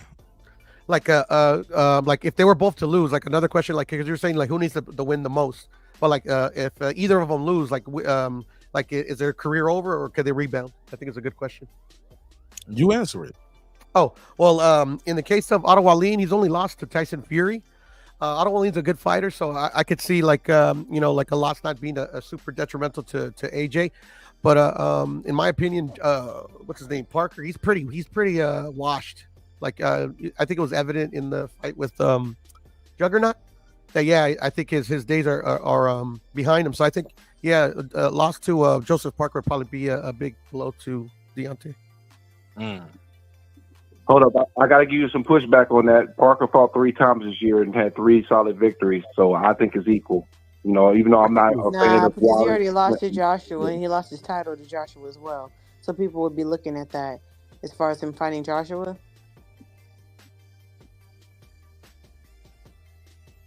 And who he fought 3 times this year, no one knows who the fuck those people are. So. Yeah, he didn't look that good either. Even worse. Fair enough. Go ahead, Foodie. Give me your final thoughts on this one. I'm not that big. Like I said, I mean, I would want to see them fight, but it just depends on if either one of them lose. Even if both of them lose, depends on how they lose. Do they lose on points or whatever? I think Joshua is easily going to win against. Well, I can't say easily. He's going to win against Otto Wallin. I know Otto Wallin is trying to assert himself, and but I think that Joshua is going to beat him. But I definitely think it would be worse if Wilder loses against Parker, because Joshua, people forget he's like 34, and Joshua's and Wilder's like 38. You know, he'll be 39 this next year, so he definitely has less years ahead of him than he has more years behind him than he does ahead of him as far as boxing goes. He really needs to win in order to stay in people's mind. But yeah, I hope they both win. I would like to see them fight, even though it's not undisputed on the line. So, okay, Bo, give me your final thoughts, man, on this topic. Same question. I think they both need to win to make the fight a lot bigger. To be honest, and even if one of them was to lose, it doesn't matter. They still need to fight each other anyway. I mean, back in the day, win, lose, or draw, fight still was happening amongst the upper echelon of the division. I mean, we seen George Foreman knock out Frazier, right? Because they thought they was going to get that rematch. Muhammad Ali ended up rematching Frazier the second time before he fought George Foreman anyway. The fight still happened. And then had a trilogy on top of that afterwards. So, and that was after the whole George Foreman thing. So the fights just got to happen regardless. I mean, just bragging rights, I don't even care. It's still a big fight at the end of the day. Fair enough. Champion Hart, welcome home, bro. Salute, my brother. How you doing, man? Can you hear me? Yes, sir. Yes, sir. All right. What's happening, everybody? I'm on the panel, on the chat. Salute. What up? Go ahead. All right. Look, Wilder and Joshua, right. as you know, the big fight going down this weekend. They are not fighting each other. But this fight is building up for them to face each other. If either one of these guys lose, would you still want to see the fight? Also, who are you more excited about seeing perform, and who needs to be the most impressive? I know it's a loaded question, but anywhere you feel with that. I would say that since Wilder's been out of the ring for a couple of years, I would think it'd be more important for him to make a good showing. So I would probably say it's more important for him to win. Joshua, he's that cat he's fighting, man. I think he's only lost to Fury, right? Am I right? Wallin? Correct. Yeah, and he lost in the Olympics or whatever. He lost to Joshua. Right. Okay. Yeah, but he's pretty good. He's a pretty good fighter. So I think there's a greater chance of him losing as opposed to Wilder. But Wilder's got to he's got to do a good showing, and I think he will. You know, he's still at the end of the day, he still has that silencer. Okay, shit. I think that's everybody. Everybody got their take on that one, right? Wait, have you guys seen the promo for it? I like the promo. Yeah, that promo is cool. Come on, the zombie one. Yeah. They should have put Champion Heart in the promo. It would have sold even more. Yeah. What's Like up, a man? zombie or something? No, he's just saying that because he's a No, that's Bram. That's Bram just messing with me because he know I'm usually always mess with him. It's all good. I was like, everybody got beef tonight. Like that, Patricia. Oh no, Jerry, this ain't right? no I'm sitting there watching like, what the hell y'all got going on? I don't even know. I'm just knowing that shit, man. I'm letting don't get into it. Yeah, man. I'm gonna stay out of it. You better leave Patricia alone. She got a wrench. She be on time. Just says out. Like, you know what? I'm tired. I told you leave me alone. Nigga. 5 minutes. Somebody told me they got this new feature where you can pick how long you time somebody out. You can time a motherfucker out for 24 hours and shit. I ain't like, yeah, damn. you can do it for 30 seconds, 90 seconds. Oh, really? You can change the time? Yes. Oh, wow. Yes. Damn, I don't know how to do it, Mark. I've been trying to figure it out. In the corner. I'm gonna put your ass in the corner for a minute. Yeah, let me see. Let me see how do you do it. Let me see. See, Mark, you over opening up Pandora's box right now. She ain't gonna do that, man. Like, just let me see. I wouldn't. I ain't got no wrench on this channel. I'm gonna time somebody out in the chat that's on the panel, so they won't be timed out for real. Let me see. I just want to try to experiment with it. It better not but be. Anyway, let's get Champion Heart. Matter of fact, Foodie, I'm gonna time you out real quick. Let me see if I can. If you time me out, I'm gonna flame you when I come back. Foodie, you on the panel, you not Mark. I sent you a message. Okay, boom. So when you click timeout now, it just says timeout duration: 10 seconds, 1 minute, 5 minutes, 10 minutes, 30 minutes, 24 hours. Those are the options. Foodie, I'll give you the 10 minutes. 10 seconds real quick. Let's see. Oh, that shit kind of cold. Because 5 minutes was a long time. Like, timing a nigga out for 5 minutes, I'd be like, fuck your show, nigga. I can find somewhere else. I've been kicked out of better places. But all right, let's get into this next topic because I love this one right here. Jerry, you still with me, right? Yeah. I'm going to let you take the lead on this one. Let me play the audio for this video. This is Alicia Baumgardner. As you know, undisputed. And she has some choice words for the GWOAT, Clarissa Shields, in regards to the allegations that somebody tampered with her gloves.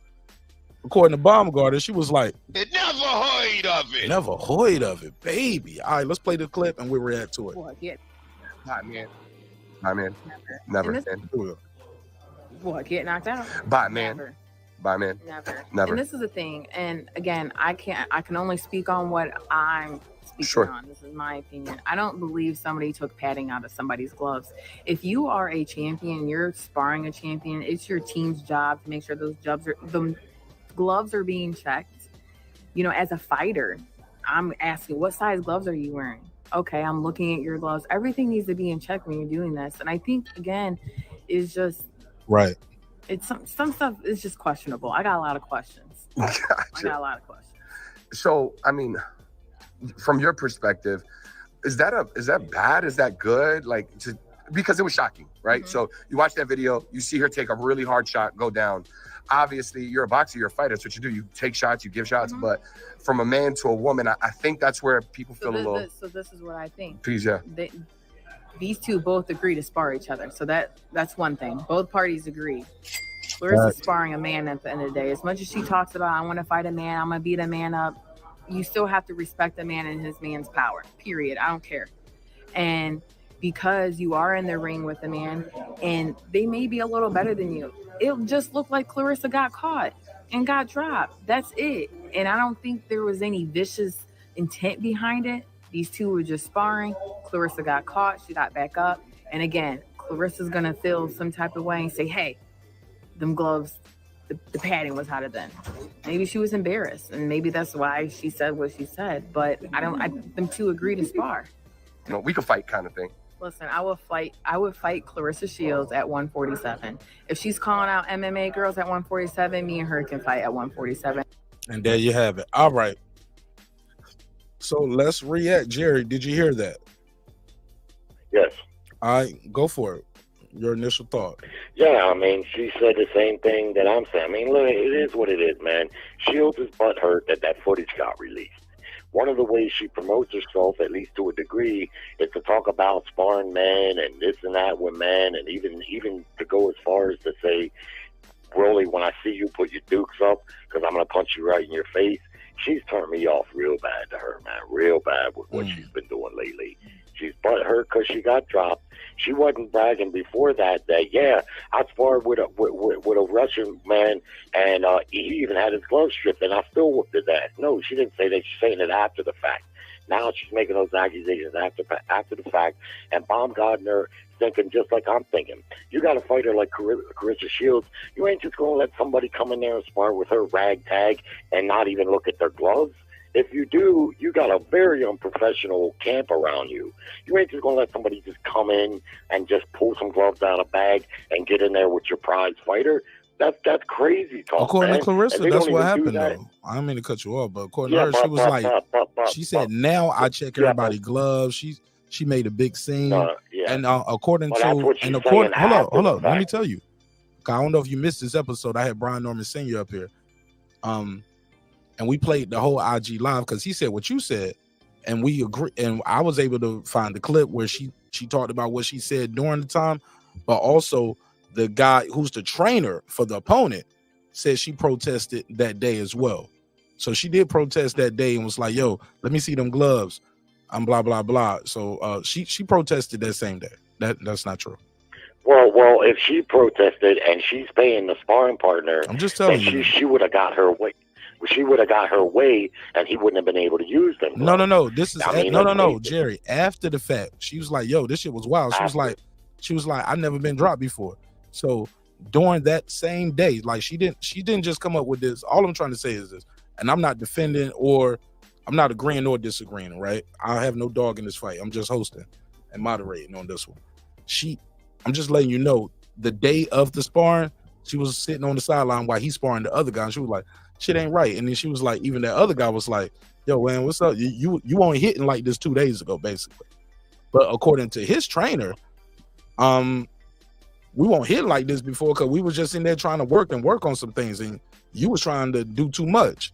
So now we gonna, he was like, yo, she hit me kind of crazy. Yo, I thought we was in working on shit. They was like, we'll hit her back. And that's what the guy did. I'll just end with this. I didn't mean to cut you off like crazy, though. I was just letting you know she did protest in real time. I get it. But did she protest before they sparred? Did she say, let me see them gloves? No. So it was after she got dropped that she said something must not have been right. Yes, and she said ever since then, she does what you guys are talking about. I check gloves now. Let me see the gloves. Let me feel the glove before we do anything. Right. So I just wanted to be fair. Okay, well, I'm different than you. I'm just commenting. But what I see, it's all after the fact stuff.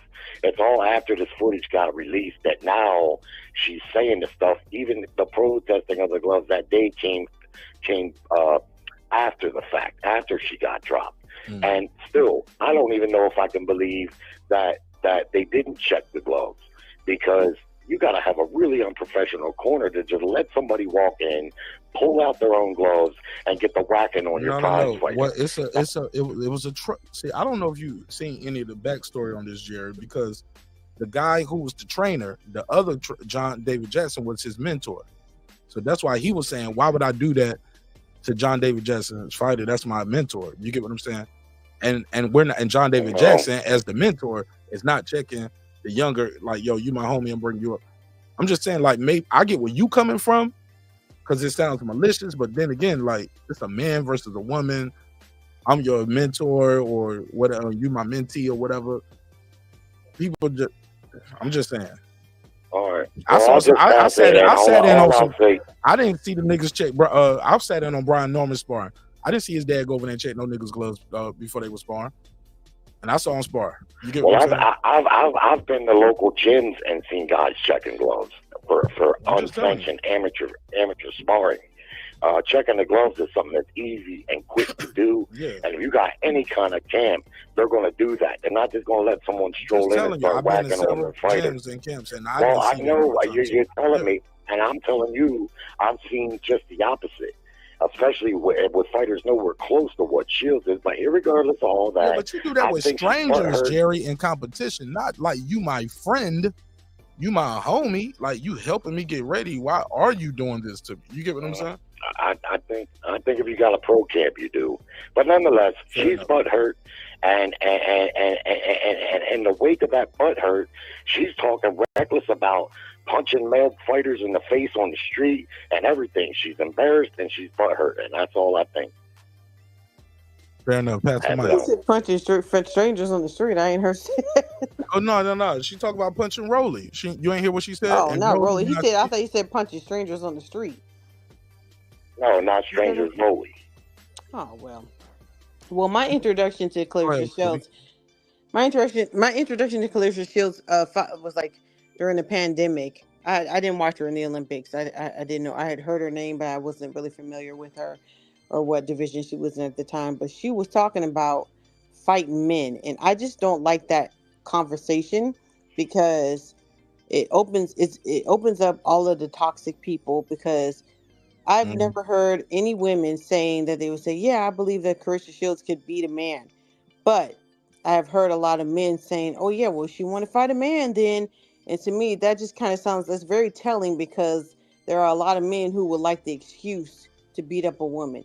You shouldn't bring into that. Just stay away from that conversation with men fighting women. I just think that there are weight divisions and gender divisions for a reason. But as far as, are we talking about like Alicia fighting at 147? Isn't Clarissa at 160? She said she'll fight at 147. Yeah, I don't think that would be. The weight classes are a bit different for the women. How? I believe Clarissa's a super middleweight, but she got to come not up. 168 pounds as a woman.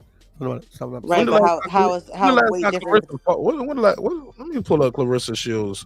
Like 160 or 168 or something like that. And She was at 147 about 4 years ago. Yeah, so how's it different? That's a lot of ribs.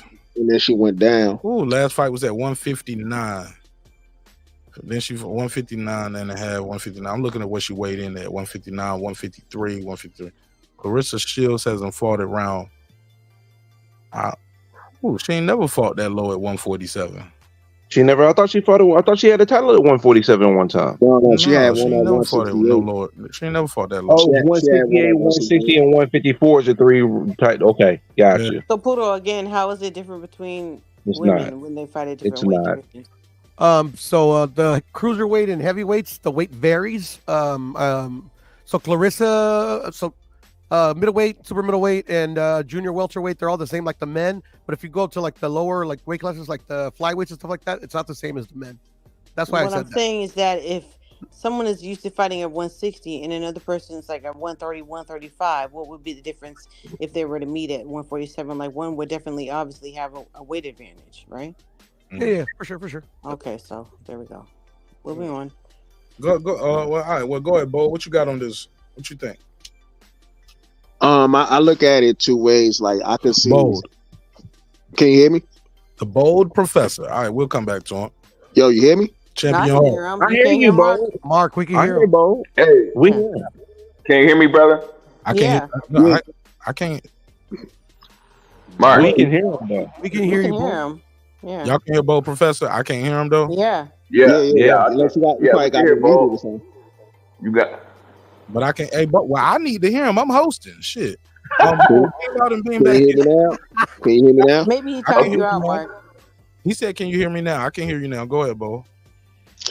Yeah, so I could see Alicia Baumgardner's point about Clarissa saying she wanted to fight Psych Boy at 147. So if you was going to fight an MMA fighter at 147, she said, "I'll meet you at 147." I think it will probably be a good fight, but at the end of the day, I look at it like this. I'm gonna sound a little bit political. I think when it comes to sisters trying to promote themselves, because I don't really think personally that Clarissa Shields really want to fight a guy. I just think she's doing that to promote herself. But I think when it comes to sisters, it's almost like they got to work extra hard to get a fan base, you know. Whereas though you could have like a Katie Taylor could just sit there and just be like all innocent and just have a huge fan base. You know, you could have Amanda Serrano could be all innocent, have a huge fan base. But when it comes to somebody like Carissa, they already shit on her for one because she's a sister and she's dark skinned, and then they tagged her with the angry black woman syndrome. I seen somebody put a voodoo doll up there with a knife saying that's Clarissa Shields or whatnot, just because, you know, that whole situation with the sparring and stuff. Wow. At the end of the day, it's like, you know, men are naturally stronger than women. You know what I'm saying? I don't think anybody would even heard about this sparring if Clarissa Shields wasn't talking. Because she was talking, because she's trying to, you know what I'm saying, doing the best she can to stay in as far as trying to promote herself, the shit backfired and the dude leaked the video and everybody saw it. And now everybody's killing Clarissa Shields over that, celebrating that a sister got dropped by a dude. Like, come on, I mean, that shit doesn't even like make sense to me. That's why I'm like, you know, she's talking. Yeah, for them dudes up in the boxing ring too. You get what I'm saying? Low key. Exactly. That's the thing is like, even though look, I got the quote whooping a bunch of these niggas in the chat ass right now. But I'm let's just go ahead. saying, Hold on. like, Let me finish though. I'm not with women fighting men, but she is a highly skilled boxer, and a lot of She's men the most nowadays decorated boxer ever, male or female. Yeah, male or female, most decorated boxer ever. Like 4 belt era only. Stop it. That counts. That's even harder. It's more belts to get. She's a trained fighter. She's got registered gloves, just like registered hands, like all the rest of the men. And there's a lot of men and women who can't fight. Period. You know what I'm saying? They just don't. They can't fight, and she would beat all of them. But hey, Brim, I don't think that 4 belt era. Stop. Hey, Brim, gold medal's been around for a long time. In the 2 belt era and the 4 belt era and the 1 belt. That's a fact. That's a fact. But Bo, let me let Bo finish cooking because Bo's on one right now. He's spitting facts. Yeah, I got 2 of those, and it's a 3-time undisputed. Name somebody did that in the 2 belt era. But the thing is, though, here's the dynamic about this, though, man. Any era, nobody. No, but you gotta hear me out, though. There's a dynamic to this that we or not actually. It's easier to do it because there's less people in those weight classes for the women. The pool is very, very, very slim there. That's why she had a lot of vacant belts that she won. I'm not trying to take away from it because it's a phenomenal accomplishment, but that's just the truth of the matter, unfortunately. And that's what kind of hurts a little bit in regards to that too. You know, because a lot it's at 130, at 120, at 122, the pool is just phenomenal. But when you get up to those weight classes there for the ladies, it's just so it's not hardly the amount of fights. It's not enough fighters. And that's not fair because it's other women there right now that still ain't did it and they ain't did it. Yeah, that's why she gets credit for it. But but the pool is a much smaller pool, bro. Like when you won the NFL championship with 6 teams, it was it's just less. It's just less teams. No, 32. Not the same thing. Totally different. Because we're talking about Olympic gold medals as well. 2 of them, bro. Listen, what she's accomplished is phenomenal. But at the end of the day, when we're talking about the divisions, there's only like 30 registered fighters in one of the weight classes. It's just a small pickings. It's not her fault. It's not her fault, but it's an unfortunate truth. She got to fight all 30 of them. No, you're not Brim, even in men's boxing, they pick and choose who they want to fight. People cherry pick and all that kind of shit. So you can't I'm not talking about cherry picking. Y'all not listening to me. Y'all obviously are not listening to me. There's really no difference. It's not all the men who win all the belts. Difference. It is not that many people. There's not a lot of women in the division. It's just when you go to the lower weight class, it's just a bigger pool, a whole lot of talent, and a lot of fighters. There is just so little. Clear out a division in order to make yourself. We're not talking about clearing out the division, though, Foodie. I'm just saying that the pool is so small. The pool is small. There's not going to be it's not a lot of great fighters there. What's the relevance of the pool is what I'm trying to find out. What does it matter how many people are in the division? Because the opportunities to have great fights for yourself. There are a lot of people who are in deep divisions who don't fight they're- everybody in the bro, division. Yeah, but that's not the point that I'm making. She just doesn't have as many opportunities to have as many great fights because the pool is so small. That's all I'm saying, guys. This is not Clarissa's fault, but it's just the unfortunate fact of the matter. Brim, you led with for Bel Era though. Stop it, Mark. That's what you led with, and then we ended with it's not her fault. Is the pool is small. It's not. Okay. But it's just an unfortunate fact. Well, Brim, you know what you always talked to me about? You was like everything you talking about, even in men's boxing. You say it's the same problem there, right? You was Wait, say that again? In men's boxing, when we talk about men fighting and boxing, you always say, hey, look, Inoue gets discounted because he's at a lighter weight, smaller pool, and plus people don't follow those. It's not a smaller pool in the lightweights. It's just Americans don't pay attention to the lower weights. Okay, it's not a smaller pool. All right, it's just Americans don't pay attention to the lower weight classes like that. But only just to divert because I didn't want to. Hey, look, some people argue our heavyweight division isn't that deep. Some divisions are deep divisions, bro. I mean, worldwide, or not exactly. that deep. Even right now, this guy's at 160. It's a lot of people there, but it's not a lot of people that great fighters. Yeah, that's right. That's the worst division of all the divisions for the men. Yes. Right now, who checking for the cruiserweight division? 175. Yeah. No, I'm checking for Batat. Light heavyweight, we checking for that, Foodie. On 175. I ain't heard much going on Baval, there. Tarbiev got all the knockouts, and every fight is a knockout. What he like 18-0, 18 knockouts? 19-0 and 19 knockouts. But he can't get nobody to fight him. He's like 40 years old. Yeah. No, he got people to fight him. He's about to fight. He's fighting in January. He had an injury. That's why he's fighting Smith. Is he fighting Baval? No, that's supposed to be next. Come on, he's fighting Smith, who's a solid fighter. That's Foodie, just because you don't know about him. That's a great fight, though. Brim, we getting off track, bro. The whole point is she is the most accomplished boxer ever, male or female. Yes. That's it. It's no debating. That's a fact. I didn't debate. That's not the point that I wasn't debating that at all. You just didn't like what I was saying, and I understand that. I was just to say for Bel Era, Mark, stop it. So I felt like that needed some attention to address it, right? You said for Bel Era, Mark, stop it. Yeah, I'll take that L for saying that. I'll take that L for saying that. Now, in regard to Alicia and Shields, it's not your first, and it won't be your last. It sure won't. Shields will definitely beat Alicia at 147. She's going to be too big, too strong for us. Alicia is a tough cookie. She'll put up a good fight, but Shields is too skilled and it will be too big. So both of them are very skilled, but Shields is a bigger fighter. Shields will win that fight hands down. The whole thing, I don't like how she did Rolly though, because Rolly did, and I hate to defend Rolly because Rolly's a goofy, but Rolly didn't do anything wrong, and she came at Rolly crazy. And he didn't say nothing foul to her. Oh, I don't know. It didn't make sense to me. Talking a whole lot of shit, but I haven't heard. He didn't talk no shit. He said I knocked him out for you, basically. Like, I'm glad I got a chance to knock him out with his punk behind. And she came at him crazy. Stop. Let me interject, Foodie. And the only reason we know that is because she told us. He sent her a DM. So we wouldn't even known that. He didn't tweet that out or Instagram that or do a video. He sent her that. And he sent her that based, and this is all according to her. Wait, hold on. What did he say? What did Rolly send her? He said, yo, I knocked that dude out for you and you be hating on me. He DM'd her. And she put that out in her IG live. She was like, and Rollies. She called him Rollies. Yeah, like, I saw that part. Yeah. Like, and Rollies. I love when niggas say niggas name wrong. Like when you talking shit and like you say they name wrong. Like, I don't even know who the fuck you are, dog. Yeah, like that nigga was calling Glad TV.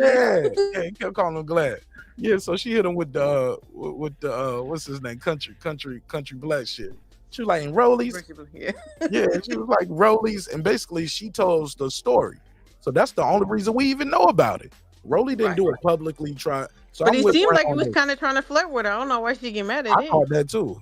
And he was like, yo, I knocked him out. And also she revealed in the IG live, she reached out to Rolly first after Rolly knocked him out. She was like, I'm glad you knocked that. I'm glad you knocked him out. He's a motherfucking cheater.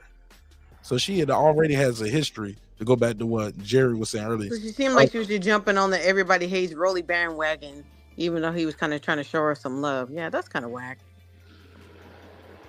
I ain't gonna lie. Like, she be doing some shit that I really don't like the way she move, but it doesn't take away from the fighter she is. I can separate how I see someone versus the skill level they have in the fight or the opponent that's in front of them.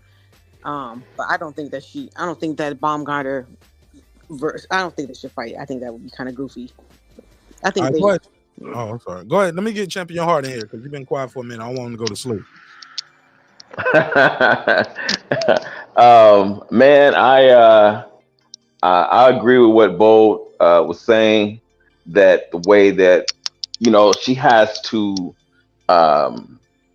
put herself out there like that, and it comes across to a lot of people. A lot of people take it wrong, you know, but the way that she has to promote herself, you know, is just what she has to do. Now, I don't like the I can beat a man type thing, but at the same time, you know, where's all, you know, people are hating on her for that, but where was all this energy when what's the old girl from the UFC was talking about she could whoop Floyd? Everybody was cheering her on. Oh, well, yeah, well played, Ronda Rousey. Yeah, exactly, Ronda Rousey. You know what I'm saying? So, you know, like Bo, yeah, like Bo was saying. Exposed, so. Yeah, well, she did. I didn't even know that. Everybody You know, went in on it. She did, but everybody was cheering on when she was talking that I can be the man garbage. You know what I'm saying? Exposed So- by a woman, not even no man. So Yeah. You know, but I the don't thing know about is that everybody champion. yeah, well, most. Media, mainstream. Yeah, exactly. You know, and right. The thing is, you know, like Bo was saying, you know, although, you know, people don't understand how Carissa come up, you know, she's had tough upbringing, and she probably did beat some guys up, you know, growing up, you know what I'm saying? Like Pootie was saying, you know, she is a trained fighter, but at the same time, you got to understand that men are stronger in their upper extremities and women are stronger in their lower extremities. I've said that before. You know, no one would disagree that. I've said Yeah. the only way it would be fair is maybe possibly MMA, where you get to use your whole body. But Right, otherwise, it's not going to. No woman is likely to punch out a man. Exactly. And Lisa Bell, she said this in the chat. I don't know if you guys remember when Lucinda Riker fought this dude, and the cat that she fought, you know, he was no type of heavy hitter type cat, you know what I'm saying? And she was looking good until he hit her, and it was over. You know, you know, even when I was fighting and fighting at 147, you know, we had girls in our gym, and when we would spar them, coach would always say, "Hey, you know what I'm saying? If she hits you a little hard, do not retaliate." You know what I'm saying? Even, you know what I'm saying? Even at you know, at the size I am. So it's just you like Baumgardner said, you have to respect, you know, the man's strength. Like she was saying. I got a quick question for you about that. Yeah, Now, go ahead.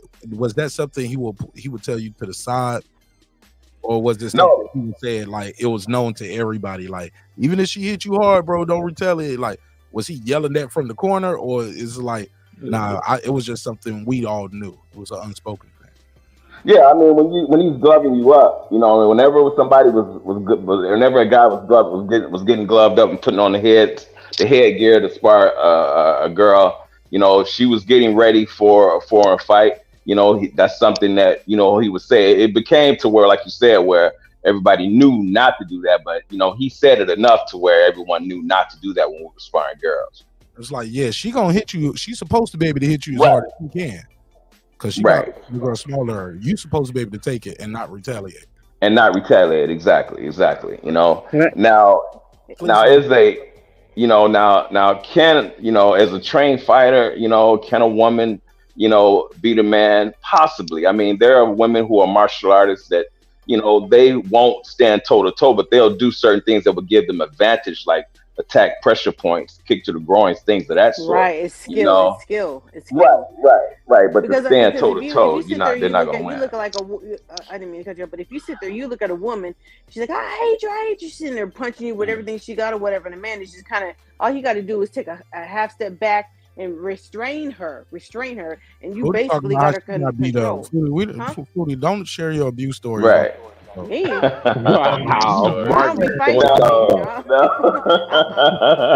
don't have to use my hands to defeat people. Yeah. I hate you so much right now. No, you see that shit in fucking movies and all that kind of shit. No, Motherfuckers be throwing all kind of wild punches and windmilling and shit. Right. Man don't even get a fucking scratch People on don't his know. face.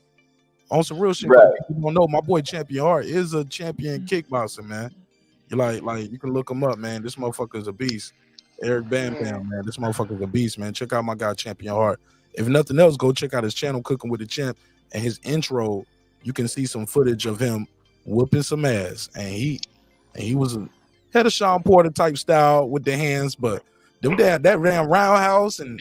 This motherfucker got some kicks for your ass, man. Listen, I always tease my Shout out to sons. my I'm brother like, you better Champion not do Hart. that shit. I said, listen, if you Right. do I want shit, to ask y'all a quick question. Yeah.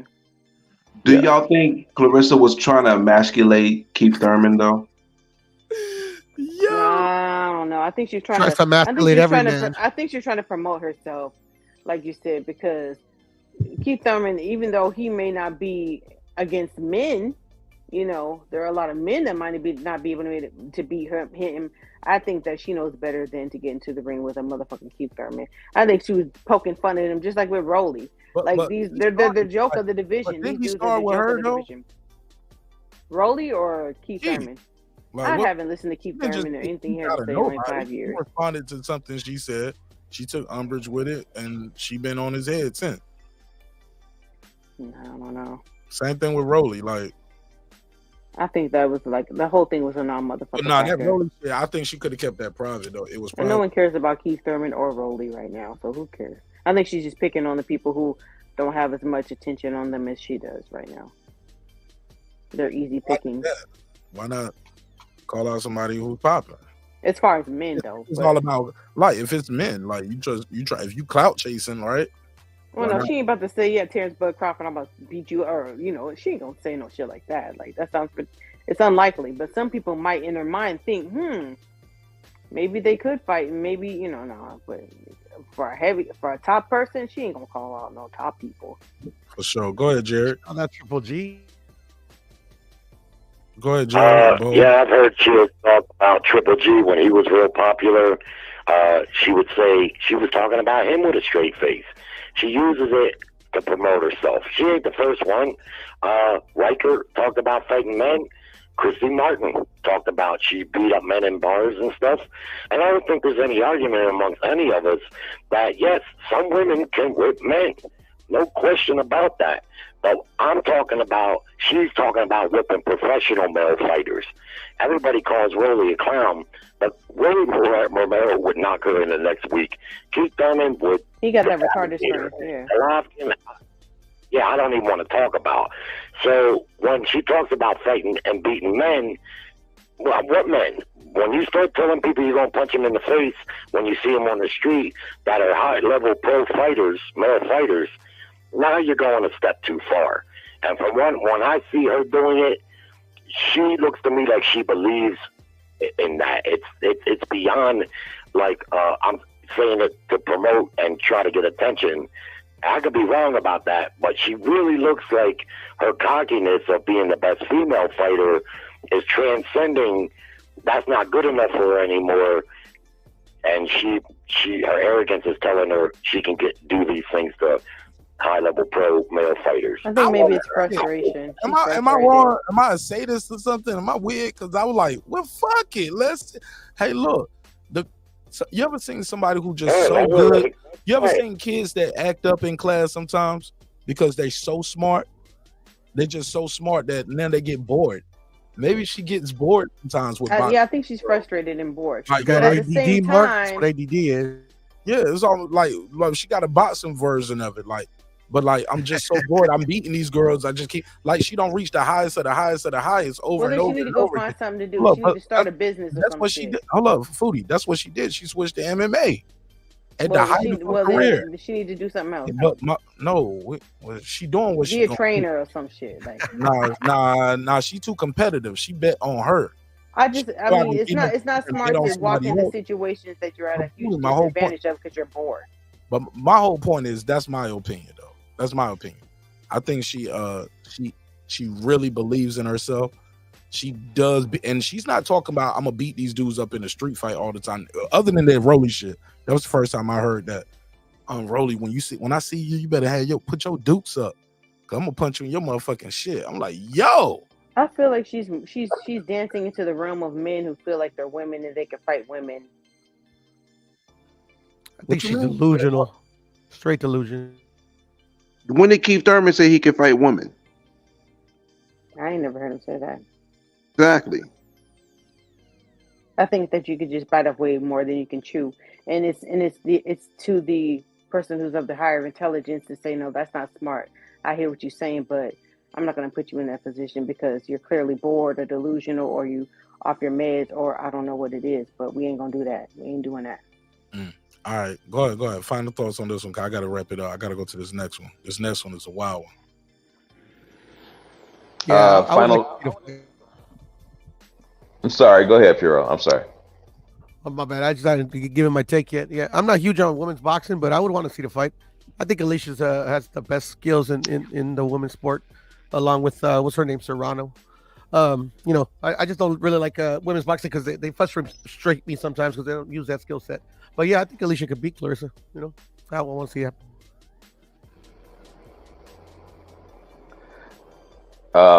My final thoughts, man, is that I really don't see Clarissa being able to make that 147, man. She's a big girl. She's never fought that small before. I mean, I just don't see her being able to make that 147,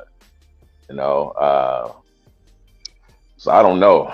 That may have to come to another weight agreement, but I don't see her being able to make, 147.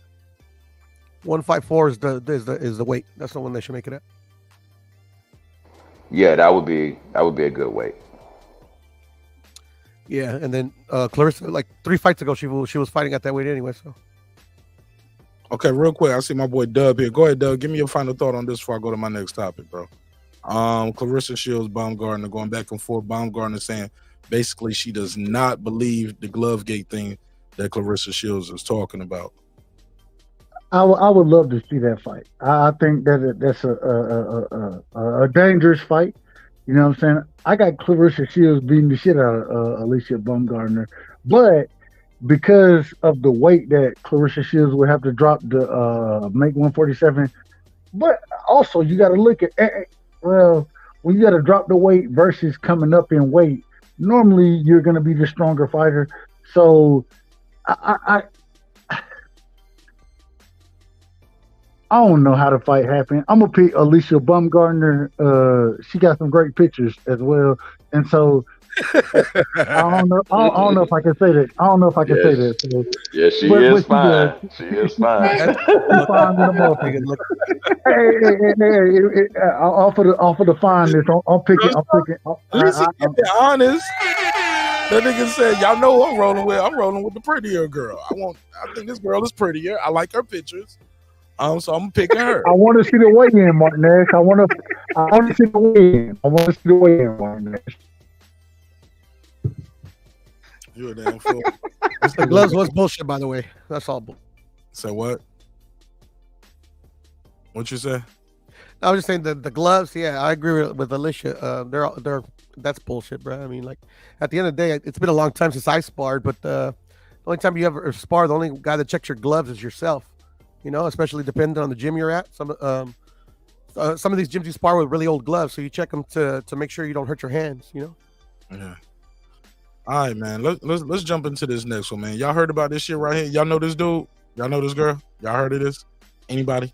I had. Go ahead, Mark. No, never heard of it. Some people have never heard of it.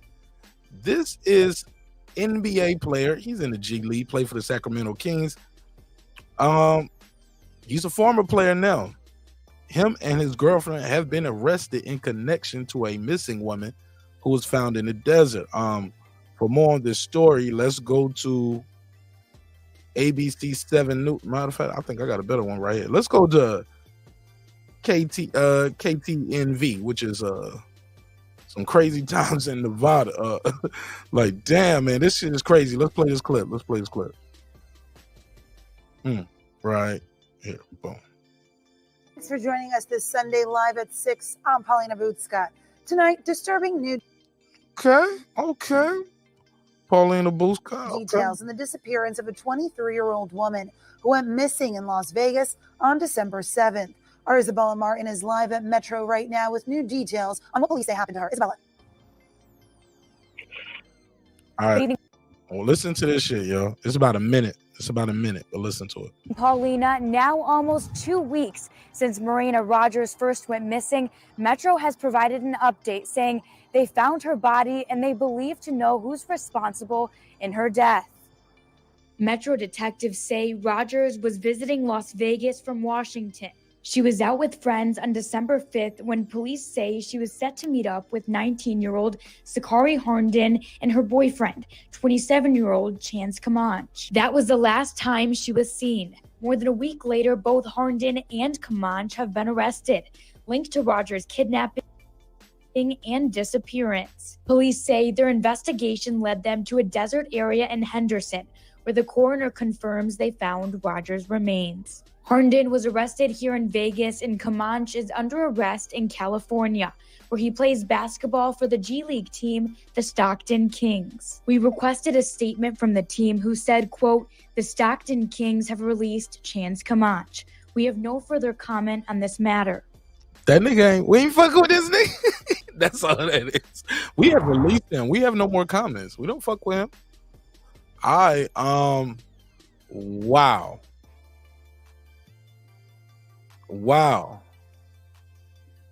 I got one more clip I want to play from this, but y'all see where we going with it. Let me cue this one up. This one is a lot shorter. Let me play this one. It's pretty much the same thing, but it's a shorter version of the story. Let's hear it. Let's hear this one. Out of Nevada, involving a former NBA G League player, their NBA minor league, 27-year-old Chance Comanche from LA and his girlfriend, Sakari Herndon, are under arrest for the alleged murder of a woman. Police say Marina Rogers was reported missing December 7th. She met up with both of these people, both suspects, a few days before and has not been seen since. Comanche and Herndon were later arrested on suspicion of foul play and their role in Rogers' disappearance. Police then later discovered the human remains of a victim in a desert near Henderson outside Las Vegas. The two now being charged with kidnapping and murder. Comanche was released by the Stockton Kings after this incident. Hello, I'm Mark Brown. Get more. Hello, I'm Mark Nash. All right, man, let's talk about it, baby. This nigga don't trick himself off the streets, man, behind some hoes, man. I'm sorry, man. Oh, I'm about to cook this nigga. Who want to go first? What the fuck is going on in Henderson, Nevada? My mama lived there. And they got hide your wife, hide your mom, hide your kids. It's a nice area. I've been out there. I feel safe in Henderson. It's a little nice little suburban area. But they got motherfucking. That's what you gotta watch out for. Them niggas be watching too many movies. Yeah, they got Keefy D out there and shit. Niggas go out there to hide their shit, and I haven't seen that many desert areas. But I was in and out listening. Like, wait, what did they do to the girl? Like, what, they killed her, or they found her body out there? They found her body in the desert, foodie. Well, you ain't hear this shit. I played 2 different news clips. I heard a little bit. They don't kidnap the chick. Kidnapped her. Killed her. And dumped her body in the desert. But they don't. There's no motive yet. They just know that they're the ones who did it. That's her girlfriend now. Chances are, yeah, right. They ain't got no motive. They got enough evidence, probably. Foodie. Them dumb motherfuckers probably had their phones with them. Yeah, like motherfuckers do not understand. I got you under suspicion. Let me just see where your phone was at, and when was your phone in this place that it don't end yet? If it was even if it was nowhere near where they dumped it, yeah. Okay. Right. You don't dump their body out there, and you had your phone with you within 30-mile radius. Yeah. Your phone, right? That phone gonna bing off something. Let's just send the cadaver dogs out here in the desert. or it's the fucking desert. Just look at the buzzards over there. What are they eating? That just lets you, yeah. And then people they be walking trails and shit, or their dogs be out there. They be, you know, signifying them, and then they know. They just get on their phone and call. Boom, something's going on over here, and the cops get out there and they find a fucking body all the time. Like you said, the buzzards, they be letting them know. You know, and the nature will let you know for sure. But especially in the desert, man. Yeah, it happens all the time, and this is not a new story. Like, we've been hearing about this kind of shit. If you ever watch, like me, Snapped, and all this other kind of shit, motherfuckers be luring people out and dating them, and the next thing you know, the family be like, hey, my family member went out there to visit such and such. They met online, and then they never came back home. And then the buzzards start circling, and then next thing you know, there's a body, and then it's like it's the stupidest thing you could fucking do. But yeah, go ahead. Yeah, he probably was fucking around with both of them girls. It's gonna come out he was fucking with both of them girls, and she on some, it's me or her. You got to kill the yeah. That happened with in like Colorado. Or even worse, it comes out that she was pregnant. Mm-hmm.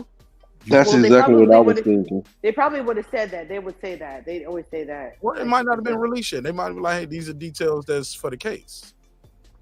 Well, they kind of released that kind of information to make it even worse, to tell the story even worse. They just got arrested. They ain't even did no press conference for this shit yet. I don't know, because the body it'll show when a baby is expelled from a human body. They just found her and just arrested him. This shit just happening. No, what I'm saying is, like, you know it right away if there was a baby in someone's body. No, not if it's real tiny. The baby started tiny. No, there'll be blood from the vagina. No. A human body will always try to expel itself. Foodie, how long was she missing? How long the blood been dried up? She been missing for days. They know that right away, though, Mark. These are forensic scientists that find these bodies. Foodie, they ain't did no science on it yet. They just found her and just arrested them. This shit just happened. Yeah, they've done science on it. You will see that. Hey, look, they're gonna have to do a DNA on her blood, like to see like the there are plenty of forensic nurses. They don't even need to do that. They don't need to do that. Like you said, well, okay, yeah, if she's 6 months pregnant, yeah, you're right. They wouldn't. They would have to do a pregnancy test. You're right. If she just got pregnant yesterday, yeah, they would have to do that. Not 6 months, Foodie. I said 6 weeks. 6 weeks. Yeah, I'm just saying, like, you're gonna have even when they just test her blood, like the woman, HCG, you're gonna have certain levels higher than certain things that's gonna indicate you were pregnant because your body produces more of it. Human chorionic gonadotropin. Let's pass it around though. Let's pass it around. Yeah. Go ahead, Bo. What you think of this case? I mean, I think y'all touched all the points because I was thinking like maybe she was pregnant or some shit, or that it's just a classic case of another person supposed to have a promising future just throwing his life away over whatever it is. I mean, they teach you this stuff coming out of the NBA, to have one woman and stop running around like that. And unfortunately, in this case, I'm assuming if the girl that he killed is probably somebody he knows, this dude was just fooling around too much and he tried to get out of a situation. And unfortunately, he chose the wrong path to do it. So now his ass is, is locked up along with his girlfriend and whatnot. So at the end of the day, I mean, like I said, I hate to see somebody get murdered or whatever, but these people gonna have to pay if they did it. But that's all I got for now. All right, go ahead, Champion Heart. Yeah, man. I lived in Vegas for about 7 years, man. So, there were always news reports about bodies, being found in the desert. But Vegas is so built up now, they're having to go further out. And Henderson is what you would consider like a suburban area almost. But you can still see the downtown from Henderson. Yeah. I was about to say that. It sits at a higher elevation. Depending on how your house is positioned, you can actually walk out of your front door and look down on Las Vegas. It just sits at a higher elevation. But that's a shame, man. And this reminds me of another like Ray Caruth type of situation. Right. This cat throwing his life away, what I'm saying, behind a female. Man, it's crazy. But that may be the case, man. She may have been pregnant. But we'll find out. Crazy. Go ahead, girl Jared. was only 19 too. Damn, she got a lot of power over that dude. What's up, Jared? Yeah, I got plenty to say on the next topic, but nothing on this one, Mark. I just don't know enough about it. Cool. Let's keep it moving.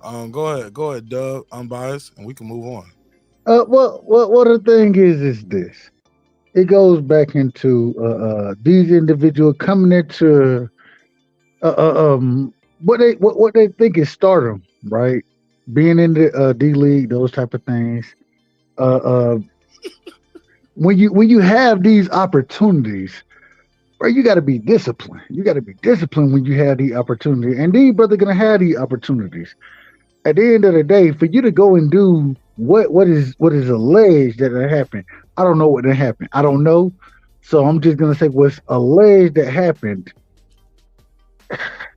You got to be smarter than that, bro. Because when you go through this situation, you really compromise everything you done work from or work for from a young age. You done compromise all of that with this type of situation. So I would just say that overall, man, y'all young brothers, man, look out, be very mindful of what's going on around you, what you're doing, the situations you're putting yourself in, because it seemed like, and once again, I don't know the entire situation, so it seemed like the brother put himself in a very bad situation, and yeah, I'm gonna leave it at that. Yeah, you definitely understating that. Bad situation is shit. I left my wallet at home. Damn. Exactly. You don't just stumble my up. phone. You don't just stumble up on a murder. Kidnapping and murder is that's premeditated type of thing. But kidnapping and murder for a individual who is working his way to the NBA. I mean, that's for anybody. Anybody. I don't care if you was working your way through the garbage truck. I don't care if you fucking Walmart checkout. Working your way where through you was UPS. May she rest in peace. Made her family find some peace. Yes. This was very nasty work. Horrible across the board. End of story. Yeah. Let's move on. Yeah. Awful. Absolutely. And what's with all this beige rage? Beige rage. Foodie, you had to say that, huh, Foodie? What is beige? What is that? What is beige? What does that even mean? Like you stand up here with blonde hair, what does that even mean? The blonde-haired lady said beige rage. Why you stand blonde hair? Talking about beige rage. Hey, look, all night. Started with Chris Brown and fucking Drake, and then everybody else there. You know, what's going on? I thought y'all were peaceful. I thought y'all niggas was fighting. Y'all was peaceful. Yeah. You were the least of our worries, but all of a sudden y'all fucking killing people in the fucking desert and shit. What is beige? What is beige range? Beige rage, nigga. What is it? What is you that? See them two beige people I on the niggas screen? getting angry and fighting. Man, nigga, I'm light skinned. What the fuck we talking about? See, look how aggressive you just got. Look at you. Hey,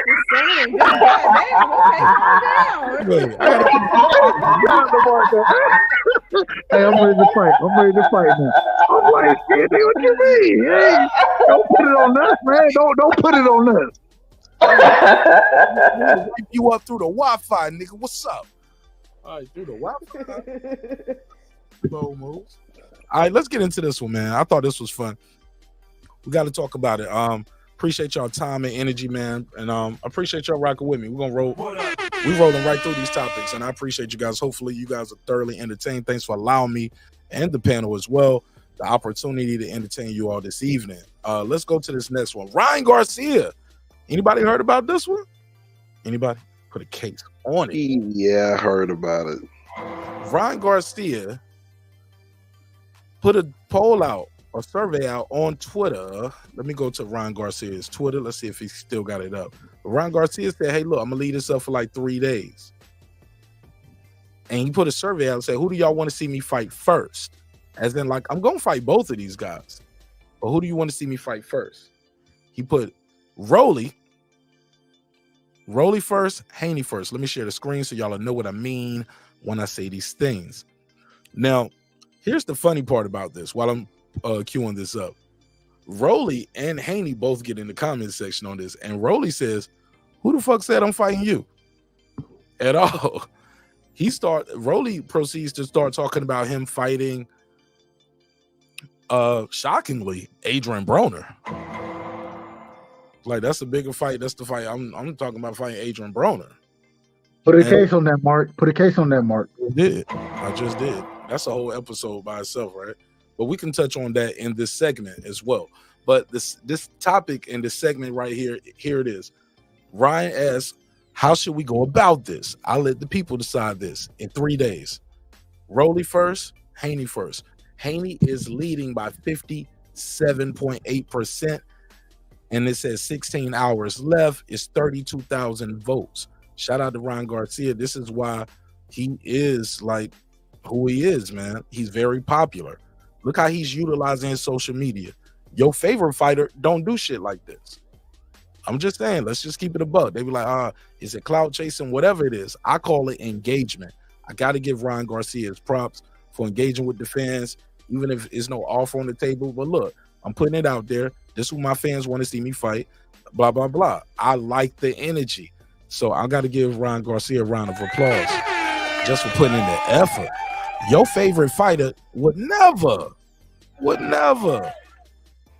I ain't never seen my favorite fighters. This is old news, Mark. Old news.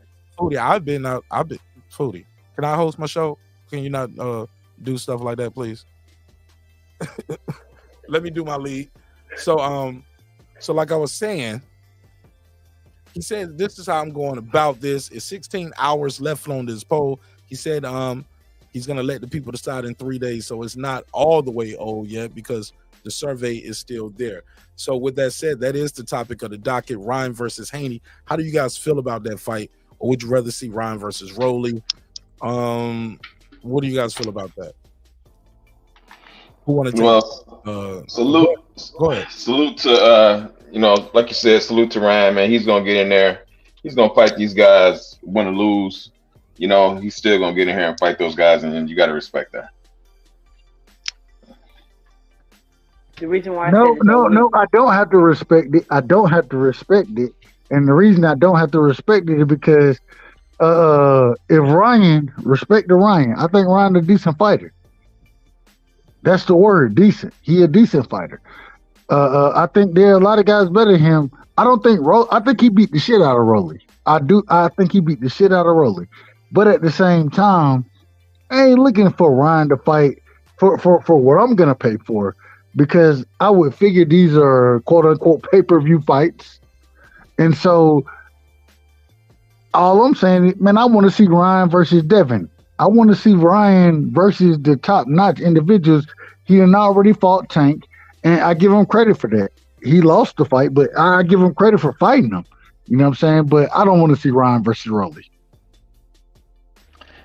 Yeah, I get what you're saying, but I mean, he's not gonna, I would give that fight more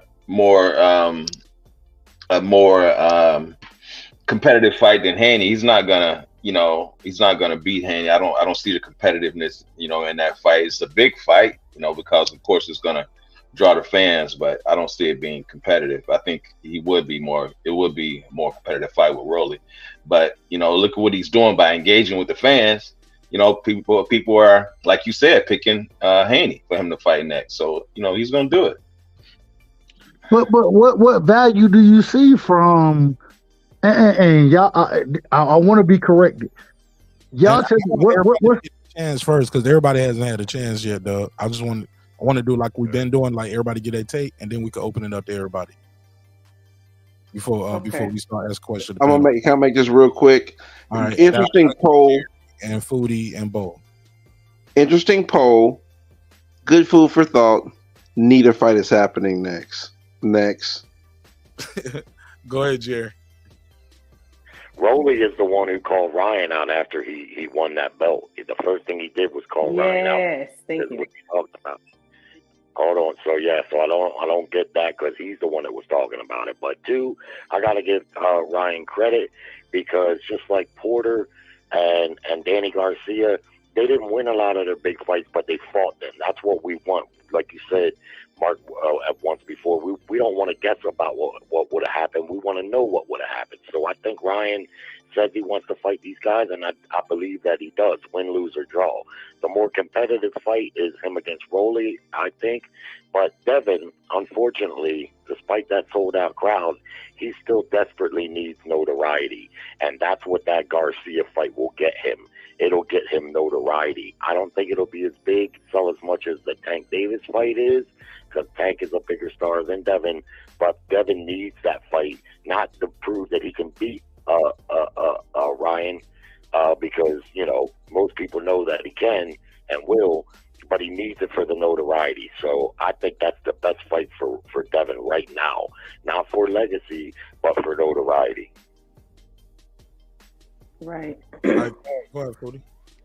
The reason why I said this is old news is because Ryan already called out Rolly after Rolly beat Granddaddy. And they had this conversation. And then that's when Davies was like, no, ain't nobody fighting Rolly next except for me because I'm next in line. And so that's when that whole conversation got squashed. So this is an old conversation. That's before Devin moved up to 140. And Devin, the whole thing is like Ryan had a chance to fight Devin when they were at 135, and he, you know, went out, you know, with mental issues and all that other kind of shit. So I think people really want to see Ryan fight Haney, but Haney is chasing Tank right now. They want that fight, and people I think would really want to see that fight first. Hey, Foodie, can I ask you a question? Go ahead. Hey, Doug, hold up, Doug. I want my problem. Let Bo give his take, and then, like I said, we can open up to everybody. Go ahead, Bo. What's your take on the poll that Ryan Garcia put out and all of that? To be honest, this might be one of those Floyd Mayweather moments when he had Madonna and Mayor Khan up there, and everybody had Mayor Khan. He still fought Madonna, so it might do the same thing. Probably Ryan Garcia end up fighting Rolly before anything, because I just think Ryan Garcia feels uncomfortable fighting Devin Haney, especially before, you know, he fought Tank. But I think he still feel uncomfortable fighting Devin Haney because Devin Haney might just outbox him and make him look real bad. You know what I'm saying? But you know, I'm kind of like Brim. Like, I don't see the fight happening really with any of them, to be honest with you. But that's all I got. All right, it's open to everybody. I just want to say this. Is it possible? You're right. Like, this could be a decoy, but the decoy is the Garcia Haney fight, which they said it was going to happen a long time ago. Devin and Rolly both responded to this. Devin responded with, let me see if I can pull it up real quick. He said, "Oh, I thought belts didn't matter. All right, well, it's cool," or something like that. Let's set it up or something like that. Could that be the decoy where he already know he's gonna fight Devin? Like, that is the big fight for him. But my only problem with that is, if you're Oscar De La Hoya, do you feed him again? Like, because Devin's gonna school him. Oh, here we go. I like the energy. Devin said, "I thought belts don't matter. Let's do it now. Let's do it now." He said, "I like the energy. Let the people decide. Rolly then Haney, or Haney then Rolly." Because this started with Devin coming over and over 160, blah blah blah. It's crazy, nothing against him, but the rules, blah blah blah. So Devin responded, "I thought belts didn't matter. Let's do it now." Could that be the decoy where they're gonna fight already and Rolly's name is just there? I don't think so. I don't think so. Because Ryan versus Haney it's an easier fight to make. They're both, you know, Matchroom DAZN or whatever, Golden Boy and all that. All right, go ahead. But it's open to everybody. Go ahead, Dub. Shout out to Latavia. What up? But Dub had some questions for Foodie. Go ahead. No. I'm not. All I'm saying is, at the end of the day, when we looking at these fights right now, if Ryan is willing to take these fights, right, and when I say these fights, we're talking about Devin. We talking about Rolly Romero. Rolly Arden came out and said, respectfully to him, the man came out and said he don't know when he gonna fight again. He comfortable. He on vacation. He on vacation right now. So I don't even think Rolly should be in the conversation. Ryan and Devin, in my opinion, I think if Devin and Tank don't happen next, that's the fight I want to see. Devin and Tank, but I don't know what Tank gonna do. All I'm saying is that at the end of the day, I think Devin beats all these guys. His style, or his style alone. His style is what's really going to defeat these guys, and because he can fight in every type of style, every type of way, and he knows how to nullify what you're going to do best. They don't want to fight this dude, and I think that's why Ryan was. Go ahead. My apologies. No. I was agreeing with you. Go ahead. Wrap it up. I'll wrap it up. I think that's why Ryan would prefer to fight TFM or Tio or Rolly, and that's why Tank don't want to fight Devin because of the style. All right, let's pass it around. Go ahead. I got a hot take. Shoot, we need something hot. Go ahead. Ryan is not fighting neither one of these guys next. You know who I think what's going to happen? That belt that Rolly got is going to be full time for Barroso or Davies, and that's who Ryan's going to fight. The winner of those two. I also think Tank and Haney, that fight actually on the low, I think it's made already. I think Tank is going to fight at 140 versus Pitbull at 140 because Pitbull had missed weight. And then and Haney will fight his mandatory, which will be Sandor Martin. And then they fight in the summertime. That's my hot take and prediction. I hope you're right. Bram. Hold on. And you get that from what?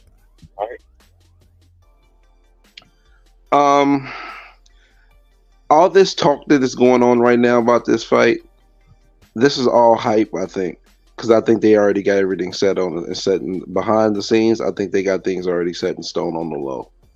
On the low, I think things are already in motion on the low and the back end, and I believe Tank needs a fight at 140, so fight Pitbull at 140, and Haney gets his mandatory in, and that's out of the way, and then them two fight for the belt for 140. That's my call. That's my. Let me get that again. Okay, you said Tank gonna fight Pitbull at 140. At 140, it's his warm up fight. Yep, at 140. Because Pitbull couldn't make 135. He had missed his weight.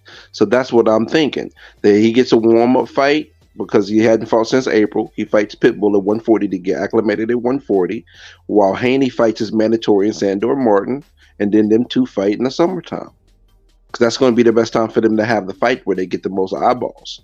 They're going to fight around the same time that Spence and Crawford. Yep. I'm calling it. I'm hoping that's how it goes down. This is my wishful thinking prediction. Okay. I like that. I ain't mad at none one of those. If that's what they're gonna do with Pitbull Cruz, nah, fuck that. Nah. No, hold on. Let me finish, Mark. Let me finish. Just one more. I'm glad you said you were about to say F that, but when I say, check this out, though. This is why I said this I tweeted this to Ellaby and all the people that's involved. I said all this. I said what I think would be a smart move for them to do is to announce the fight, get people upset about the fight. Some people will be cool with it. Some people are going to be upset. And don't let a week go by. Let like 3 or 4 days go by and announce that after this fight, they're going to fight each other. So that means people will give it a pass.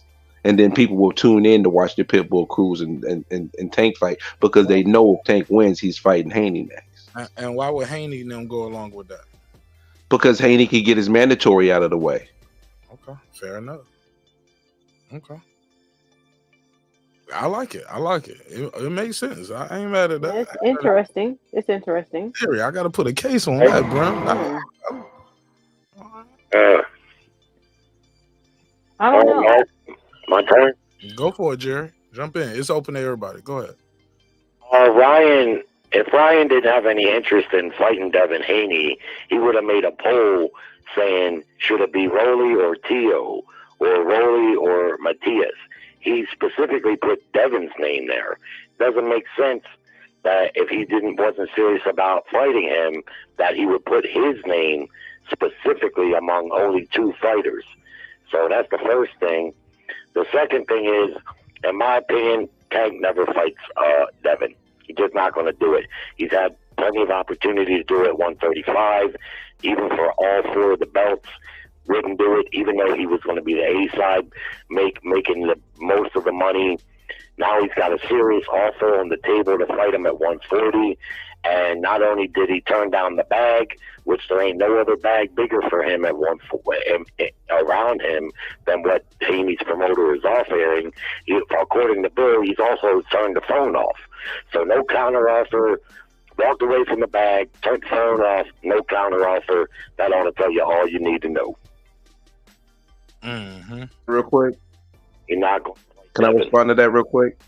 Go. It's open to All everybody. right, listen, I do not feel like I can be able to defend Tank like this. But for this situation, there's some things that I do understand.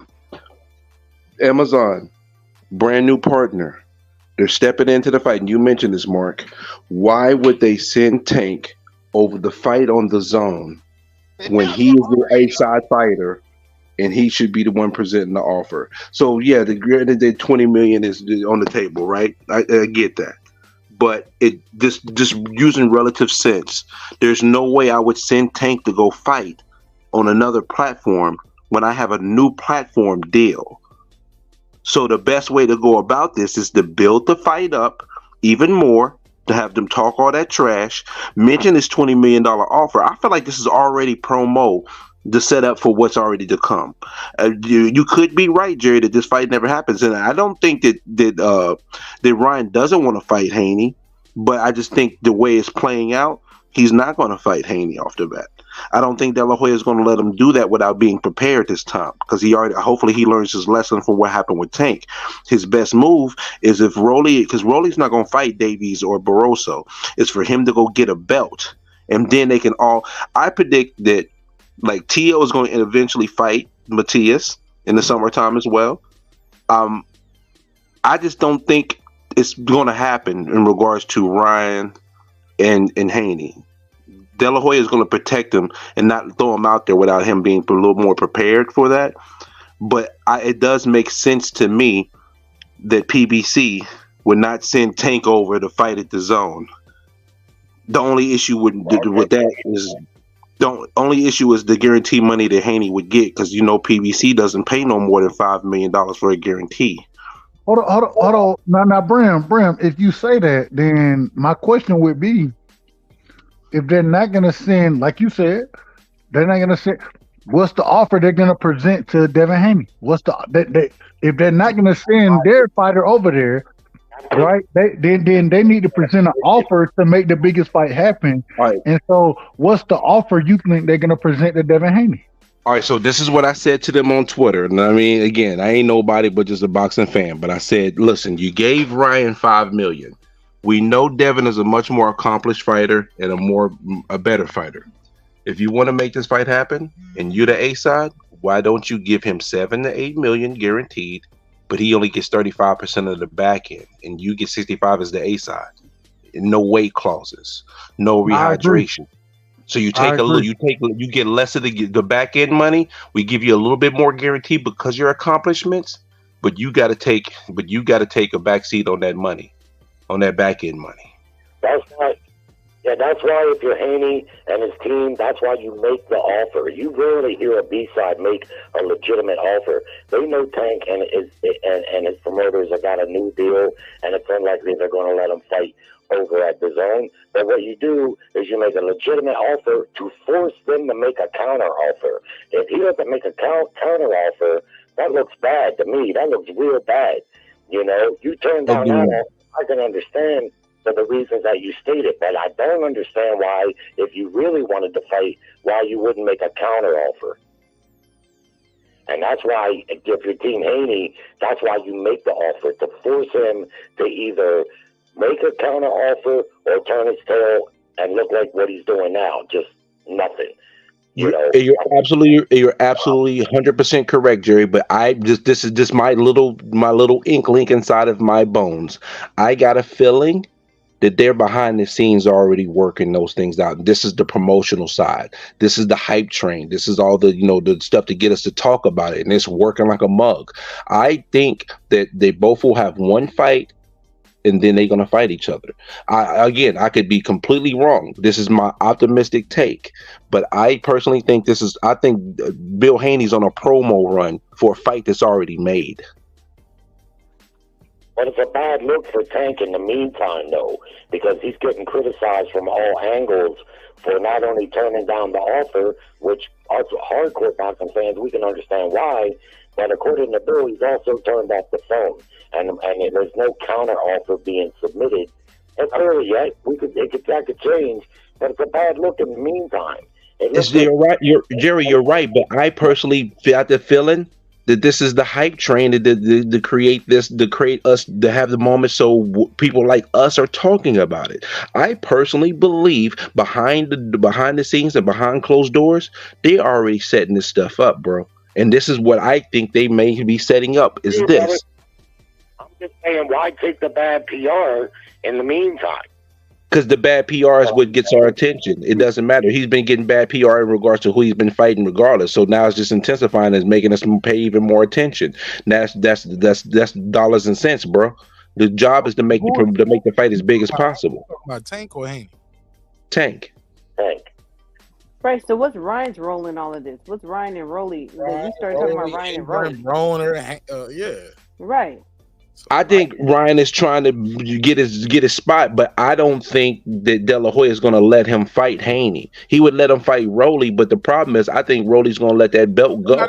So, telling him that. That's what, remember they said we told him not to take the Tank deal. He took it anyway. Remember that? Yeah, I don't. Rolly don't make his fights. Rolly got to. Ryan got to deal with. He pick his fights. Yeah, for some reason I just think he's going to listen this time, and it's going to be an open angle for him to get a belt. And then it puts him in position for all those fights. He was just beefing with him at the damn press conference. You're absolutely right, bro. But again, I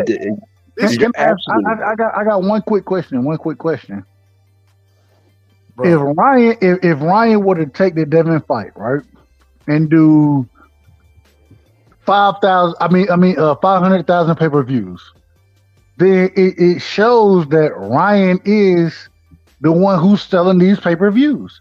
If he does that and make that, I think Ryan is looking to show that he's the one that's selling pay-per-views, and so he want to make another big fight, because even if it doesn't do what the Gervonta Tank Davis fight did, when we heard about 1.2 million, if he does anything over 250,000, it shows that he's the one selling. That's a fact. That's a very good point. I mean, listen, I can't disagree with any of you guys' points. I'm just thinking about this little feeling I got in my system that they're going to convince him that you got an easy path to get your belt, and then you can play your cards to get these, and then you can show your buying power. You know. But I think they're going to try to convince him to position himself to get a belt, because if Rolly doesn't fight the winner of Barroso and Davies, that fight is open. And that belt is open for him to take at 140, which makes him a player at 140 to be able to get a T.O., Matias, Haney, all those fights. And it even makes it more valuable. Yeah, I think this is a whole lot of fantasy we're talking. Go ahead, Fody. A whole lot. A whole lot of fantasy. Because in reality, I think I don't know if the Haney versus Tank fight is really ever going to happen. We have no real reason to believe that, but I do believe that a big fight that could happen between Haney would be Teofimo. Teo and Haney would be a big fight, and then after Haney gets if he gets past Sandor Martin, which I think he will, Sandor Martin, then Teo, and then Ryan, because Ryan, I think that would be a big money fight. And we would just leave Tank over there to not chase greatness, because he obviously is just all about the money. The only way we can see the Teo fight is if Bob Arum isn't going to be in negotiations. And unfortunately for Tio, we know that Bob is going to be there. Bob's not going to put, now he may put Tio in the ring with Aaron Garcia. He's not going to put Tio in the ring with Devin. He's not going to do. Why do you think that? Because he understands boxing. He knows that Devin, and I don't even think it's Bob, to be honest with you. I was talking to Richard. Oh, go ahead. No, well, why did you say Bob if he's not in negotiations? No. You don't think it's Bob? The reason I said that is because although Bob is the head of Top Rank, Bob is not the one negotiating these deals. You know what I'm saying? It's the stepson. It's the individuals under Bob who's really, truly negotiating these deals. That's the only reason I said that. Yeah. But as Bob being the face and the head of Top Rank, that's why I would say him. But, you know, that's the only reason I kind of went a different way when I was saying with Bob. But I think they understand, especially the the matchmakers over there, they understand the fighter that Devin is. And I don't think the same way they didn't want to. When Tio went the IBF route, Tio was in the same tournament, the WBC tournament with Devin Haney at 135. They pulled Tio out of that, sent Tio the IBF route, and Tio himself said, "I'm gonna get a champion. I'm gonna get a chance for a champion." And then what Bob come out and say? Bob said, "Well, you signed with the wrong promoter." These are facts. So they understand that. They understand what Devin is. They understand the talent that he is. Hence the reason they were willing to allow him to come over. And who have you seen Top Rank allow to come over, have a 3-fight deal, win the titles, and then be able to walk away with the titles? Wait, you ain't never seen Top Rank do no shit like that? Yeah, people thought it wasn't going to happen, but it did happen. So I feel like because Devin is that special. Devin is that special. So that's the reason why let her go. My apologies. So that's the reason why I think that Tio and Haney will fight because it's a big money fight. It's about the money at the end of it. They don't give a fuck about Tio, and Tio don't give a fuck about Top Rank. That's very clear. They don't have a good relationship. I don't know how many fights Tio has left with Top Rank, but especially if this is the last fight, I think that it could happen. It definitely could happen. And it's basically a 50-50 fight. We don't know who would win, but it's a great they have a great backstory. But the problem you have to understand is when you working with Top Rank is they're very good at saying, okay, and hence remember a few fights ago, Tio was like, well, I'm gonna be a free agent after this, and then he went and won a title. When you win that title, right? And in the fine print with Top Rank, a lot of times, shout out to Rachel O'Near. A lot of times, what you get is that you win that title, and now you still got. Go ahead, Mark. My apologies. I was just trying to do the short version, man, so we can pass it around. It extends your contract. That's it. That's all. Yeah. Right. So even more reason for them to fight. Yeah. Yeah, let me say something real quick. Hey, Latavia J in the chat. I hadn't seen her before, man. Anyway, this ain't matchmaking champion. This ain't match. Anyway, man. Year one, bro. Real talk. She what, bro? You've been around since like year one when I first started. When I was doing. Oh, for real? 11, yeah. Yeah, man. Oh, wow. I hadn't seen her. Huh. Pull up all the time with that 11, but she can sing her ass off. So check out her channel, man. Oh, okay. Check that out. Yeah, what's her channel? It's Latavia J. And Oh, okay. And I got a record. I got a record that she sung "Feel the Fire," and me and Clips did a reaction to it. When we was okay. Right, that's what's up. And it's in my community tab, so just scroll down. Hold up, Champion Heart got googly eyes right now. I'll check it out. But anyway, let's address the fantasy talk that Brim is talking with Tank. He's not gonna fight at 140. He's already said he'll never fight at 140 again because he didn't like how he felt when he fought old boy at 140. He said he felt slow, so he's never fighting at 140. But if he does, it better be Haney because his fans are crucifying him if it's anybody else. Now he might get away with Loma But if he's gonna do that, he better do it quick, because Lomo is ended his career. All right, go ahead. Pass it around. Go ahead, Bo. Nah, I ain't got nothing to say. I just don't think that fight is ever going to happen. I mean, well, not anytime soon. I think maybe later on down the line. I think the PBC just want to keep milking the cow out of Tank Davis before they actually put him in there with somebody that's going to be 50-50 with him. I mean, how many more titties this shit? How many more titties they gonna milk? Like, That's the question I've had. Is like, if Tank don't fight Haney, then who? oh, Isaac Cruz and Frank Martin. I'm just saying, but no, That'll get them to- who's that'll bigger get than them to Haney? 2024, and then 2025 at the top of 2025 he'll fight Loma. Nah, he ain't gonna fight no goddamn Loma. They probably put Tank If he in ain't there. fought Loma in 45 years, he ain't gonna fight no. No, he gonna let him get a little bit older because Loma's still good. They probably Nobody put wants to Tank see in that with, shit. That's what I'm saying. with, What fight does everybody want to see? Venezuela. The old Gamboa, like they said, right? Oh, stop it. I'm telling you, it's gonna be. Well, check this out. Rayo Valenzuela just fought and knocked out Chris Colbert this weekend, so maybe that might be Tank next opponent. Man, that shit will sell 100,000 if he lucky. We won't see that shit. It don't matter. They gonna put it on. Hey, Tank Mark. start. Go ahead, Jerry.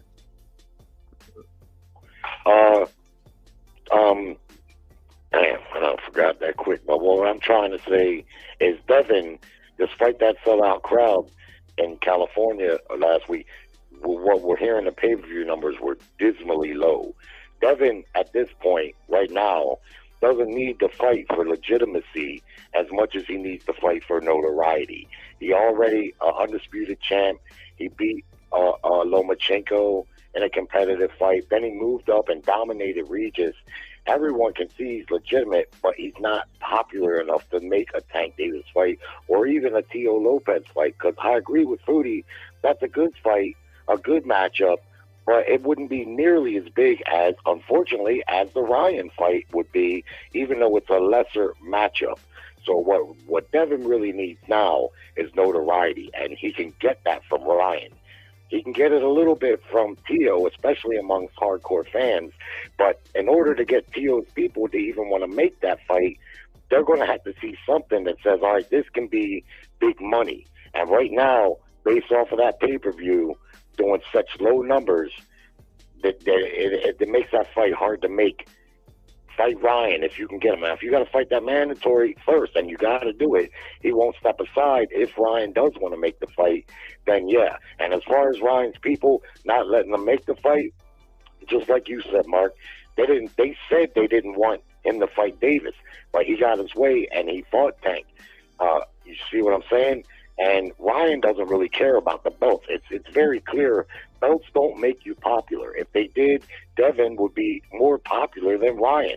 Ryan ain't never had a belt, and he hasn't accomplished what Devin has. He's not the fighter than Devin, but he's more popular than him.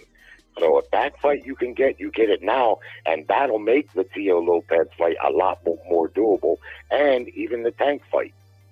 Okay, Right, I got to do a rebuttal to Jerry real quick.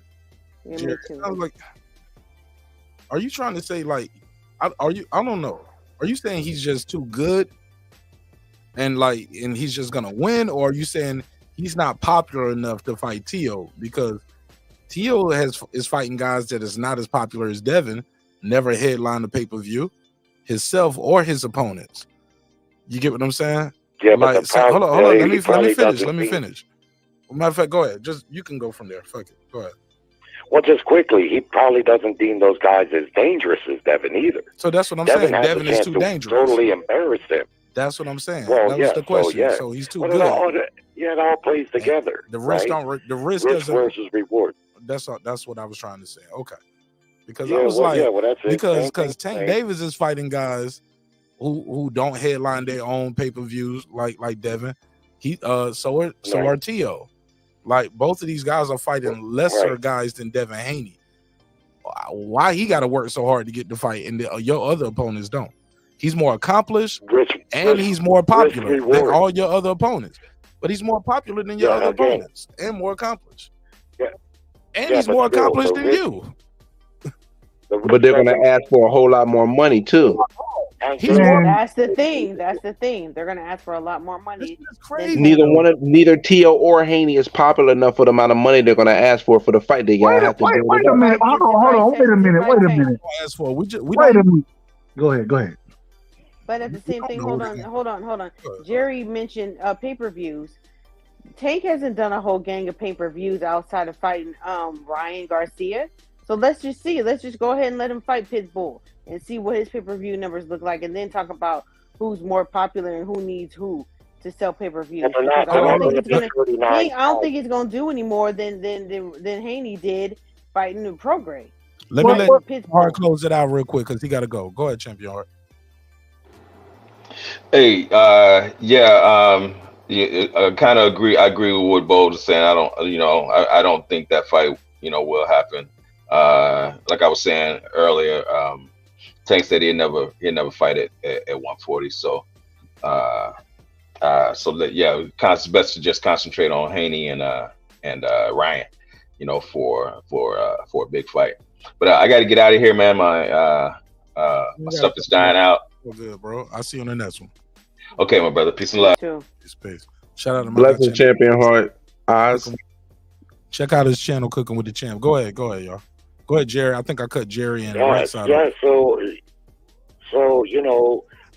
simple risk reward, and that's what it is. And Tank, I agree. Prior to that Ryan pay-per-view, his numbers weren't, and relatively speaking, they weren't anything outstanding. But I don't think he ever did 39,000. Haney. Who did 39,000? He is Tank. I don't think Tank ever did that and won that low. I don't think so. No, but who did who are you hearing did 39,000? Oh, that's what I heard the Haney Prograis fight. But yeah, that's it was crazy. 52,000. Yeah. Yeah. I heard 60,000. Yeah. It never heard of it. Bro, respectfully, the Zone has never released pay-per-view numbers. They didn't release pay-per-view numbers with Canelo. No one has. They have never released those numbers, and now all of a sudden it's 50,000, 39,000. I mean, my goodness, man, this is ridiculous. We have the same conversation with everybody. None of them release numbers. Tell people to say. So fans will start saying Haney don't deserve the fight. He shouldn't get the fight. He ain't did enough. Tank don't need to fight him. He ain't doing no numbers. That's probably give a nigga a reason not to fight. But who else did any paper? Let me. I just got to ask. Fans give a fuck how much his last fights. Are you gonna buy? I don't give a fuck who does. Will what you buy numbers. Haney versus Tank? That's what the fuck matters. I want to see the fucking fight. Will you buy Haney versus Tio? That's what matters. Exactly. Yes. That's what we need to talk about. Like, right. But my problem, Mark Nash, real quick. My problem is none of these dudes that Tank been fighting did any pay-per-view numbers. No, they did no pay-per-view numbers. No one did that. No one knows that. We don't know. We do know. Isaac Cruz was not on pay-per-view. Oh yeah. None of these people, none of the fighters that Tank fought, even Ryan Garcia. Ryan Garcia had never been on pay-per-view before Tank. And now all of a sudden you got a individual who's a pay-per-view fighter, you know what I'm saying? And he didn't do enough numbers. We don't need to fight him. What? Wait a minute. No, that's who I want to see you fight. That's what the Tank. This is ridiculous. His next fight was back on the Zone, not on pay-per-view. Yeah. He didn't fight on pay-per-view again after that. Who? Only fight. Ryan, his last fight was on regular The Zone. You're right. You know what I'm saying? Ain't nobody Tank fought been on pay-per-view after Tank. And Devin is the only individual that he has the opportunity to fight that's been on pay-per-view. What are we talking about right now? This is ridiculous, man. The protection agency is out here. Respectful. I say this respectful. I ain't saying none of y'all. I'm just saying they trying to protect this man. They trying to protect him, in my opinion. Definitely. Go ahead, Puro. Yep. Okay, well, what up, and ladies? I don't know who's on the phone, but you had to call in because I had to take Doug Brightside tape again. Get off speaker. Puro, get off speaker. Well, I'm not on speaker. I'm in the car. In the car. Take it off the car then and hold the phone then. You trying to get that man to crash. I just, stop the road. Call Google. Peace, Mark. He said what? What did he say? He said, he hung up in my face. Okay. Check this out. I'm not making no case for Tank Davis not fighting Haney because of the money, but I'm also not blind to the fact that in boxing it's all about the money. It just is. That's why Devin Haney is chasing Tank. Tank ain't fought nobody. But Jared, Hold on. Go ahead. Finish. Tank ain't fought nobody, and Tank's got a regular belt. He ain't chasing him because of that. He's chasing him because of the money.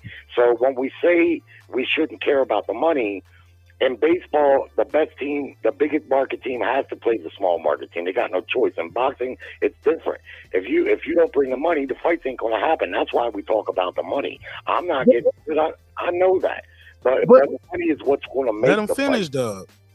Go ahead, Doug. You sputtering in while you talking. Let him finish. You know, just can't wait to get it. That's why I call him Doug, because he's in the gym. Right. Go ahead, Jerry. Yeah, but that's all I got to really say about the money, because I keep hearing people say we shouldn't care about the money. We got no choice to care about the money, because the money is what makes the big fights. That's why I pay attention to the money. I'm not getting of it, no. And I don't think it's a reason why fighters, from a fan's perspective, I don't think it's a legitimate excuse. But I know from a realist perspective, that's what's going to dictate what fights get made. It's going to be, ultimately, it's going to be the money. Devin wants him for the money, and Tank don't want Devin because he doesn't want to fuck his money up by taking perhaps a one-sided loss. So it's all about the money. Okay. Before Doug jump in, I'll just read my comment. I wrote it real short. The money matters, but Tank is perceived to be the best. He's perceived to be the bigger puncher, even without the belts. He's perceived to be the guy at 135. So, you know, so I'm just hold on, Jerry. I'll let you do all that talking, not for a rebuttal, just to get my piece, then pass it to Doug. The money matters, but Tank is perceived to be the best, and he is the biggest puncher. He has that knockout ratio. I think it's about being the guy, being number one, and the money comes with that. They go hand in hand. You beat the biggest puncher. You beat the kid Dynamite, the knockout artist, like, you know, the kid with the iron chin, never touched the can, all of that shit. You beat that guy, shit, you the man, with or without a belt. But go ahead, Doug. I agree with it. I agree with everything you just said, Mark. All I would say is that Tank has never fought anyone who's been on pay-per-view outside of him. And now he has that opportunity, regardless of what anybody want to tell me about the pay-per-view numbers. He has the opportunity to fight somebody who's been, I apologize, Leo Santa Cruz. I believe Leo Santa Cruz had a pay-per-view before Tank did. I do believe that happened. So, and I could be wrong about that, but I do believe that happened. And so all I'm saying, at the end of the day, man, if you're going to fight Ryan Garcia, if you're going to fight Pitbull Crew, any of these dudes, and you're talking about the money, this is the only individual that's truly been on pay-per-view, regardless of the numbers that he sold, regardless of those, he's the one that's been on pay-per-view. It's the biggest fight for you. Right. You're repeating yourself. You don't say it a couple times. Yeah, but those guys didn't get paid any money. When you're talking about Tank's opponents, they were handpicked, and they really didn't get paid anything except for Ryan. So when you're talking about fighting Devin Haney, who could potentially embarrass you on a world-class level, now the money is always the determining factor, because those guys, they weren't on pay-per-view. You're right about that, but they also didn't get big paydays. Devin ain't going to want to fight Tank for chump change. He ain't going to get more money than Tank, but he's going to want some decent pay. So there's a big distinction to be made there. You can't compare Tank's opponents to Devin Haney. None of them were on Devin Haney's level. So, you know, and none of them are going to want what he's going to want, at least $5 to $7 million. Ain't nobody, Tank, they don't pay for his hand-picked opponents. Ryan's the only one that got a $5 million guarantee because they knew that was going to be a fight, and they made him jump through every hurdle possible to even get the fight, and they wouldn't even put the title on the line. So imagine what they're going to want Devin Haney to do. Oh, Jerry, I found out. I thought it was 5. It was 2.5 actually, guaranteed. Okay, well, I heard 5, but nonetheless, it's still my point stands. That Tank, even Tank got 5. Tank got $5 million in that fight. okay, well, maybe I was mistaken, but that just makes my point even further. Devin Haney ain't gonna want $2.5 million. He ain't gonna settle for that. He's gonna want something halfway decent too. So that has to be factored in. And if he wants $5 to $7 million, let's just say, because that sounds reasonable. Well, then they definitely going to look at that pay-per-view number, whether it was 39 or 50, because either one is not that good, especially considering what Haney's accomplished. We don't know what he's going to do, Jerry. That's our opinion, but he might bank on himself and say, look, I'll bank on myself. Give me a smaller guarantee and a nice cut of the pay-per-view. Because I'm going to be a promoter on this shit, too. We don't know. We don't know. We can't. I don't want to go into reasons why the fight. We don't know. I don't want to go into reasons why the fight won't happen and what, you know what I'm saying. That shit is crazy. We don't like. We don't went into. Yeah, I was giving y'all reasons for the fight to happen. No, but we went into Haney's not gonna take what he's. We don't know what he's not gonna take though, or what he's gonna. No, ask we for. don't, We and I don't know. But I don't think it's a leap to say that he wants to fight Tank for chump change or less than he made in his last fight. What did he get, $4 million for that fight the other night? I can say he has a history though of banking on himself with that and going for greatness like he did with Kambosos. He took less than he made. Yeah, but that was for undisputed though. Hey, look, and this is for the Tank Davis fight on big pay-per-view and get this big name and the biggest name. Like he has a history. All I'm just saying, the dude got a history. The dude got a history of taking the sacrifice to get his goals accomplished, and he's been doing it over and over and over again. I don't know. He's on the record. They already on the record of saying, "Give us the deal you gave Ryan Garcia." When are we gonna ask for Tank Davis? That means instead of fighting for money, when are we gonna ask this man to fight the best? Tank Davis, the one of the faces of boxing with Canelo, with Deontay Wilder, in my opinion. This is my opinion. When are we gonna ask that man to say, you know what? Hell, you one of the best right now. You've done pay-per-view numbers. I ain't gonna give you the same offer. But at the same time, I'm gonna give you an offer, take it or leave it, and let's make the fight happen. When are we gonna hold Tank to that? When are we gonna hold him to that? Well, we are on this panel. I think most people on this panel are, but his fans aren't. They don't really care about that. We are holding him to that. And Deontay Wilder in the face of boxing. You stop it, Dub. Stop it, Dub. Deontay Wilder in the face of boxing. 77K. I'm just saying, but I digress. He's entitled to his opinions. He said that's his opinion, and all we're expressing is our opinions on it. Yeah, I know it. I want to poke holes in that shit. That's all I'm saying. If you want to go at Deontay, we can have that conversation. But I don't think that's the conversation right now. What the conversation is when we're gonna hold Tank accountable for not fighting the best and continuously looking for niggas to buy his pay-per-view when he fighting subpar competition. When we gonna hold him accountable? And he's on the gate right now, man. People are coming at his head right now, bro. If there's no offer made on their end, bro, if he don't make an offer, bro, it's a wrap right now. People are gonna be at his throat. Yeah. They gotta make an offer, and that's why I think behind the scenes something's going on, y'all. I hope you're right. I hope you're right. I don't know that. I mean, not necessarily, because it is financially beneficial for him to continue to keep fighting the way he has been. Thank you. So I don't think that there's anything going on behind the scenes, because they've been talking about this and what he get on $1 million worth of games. I never asked for none of that. Right, for a long time. That's like three years ago or something like that. Yeah, but that was before he took control of his career, quote unquote, right? He ain't took control of shit. Ain't no way he took control of his career, and Leonard Ellerbe coming out talking about, y'all don't offer us. We the A side, we offer y'all. Y'all can't send us off. Ain't no way he done took control of his career. Respect. No, and I feel like if they don't, I've said this before.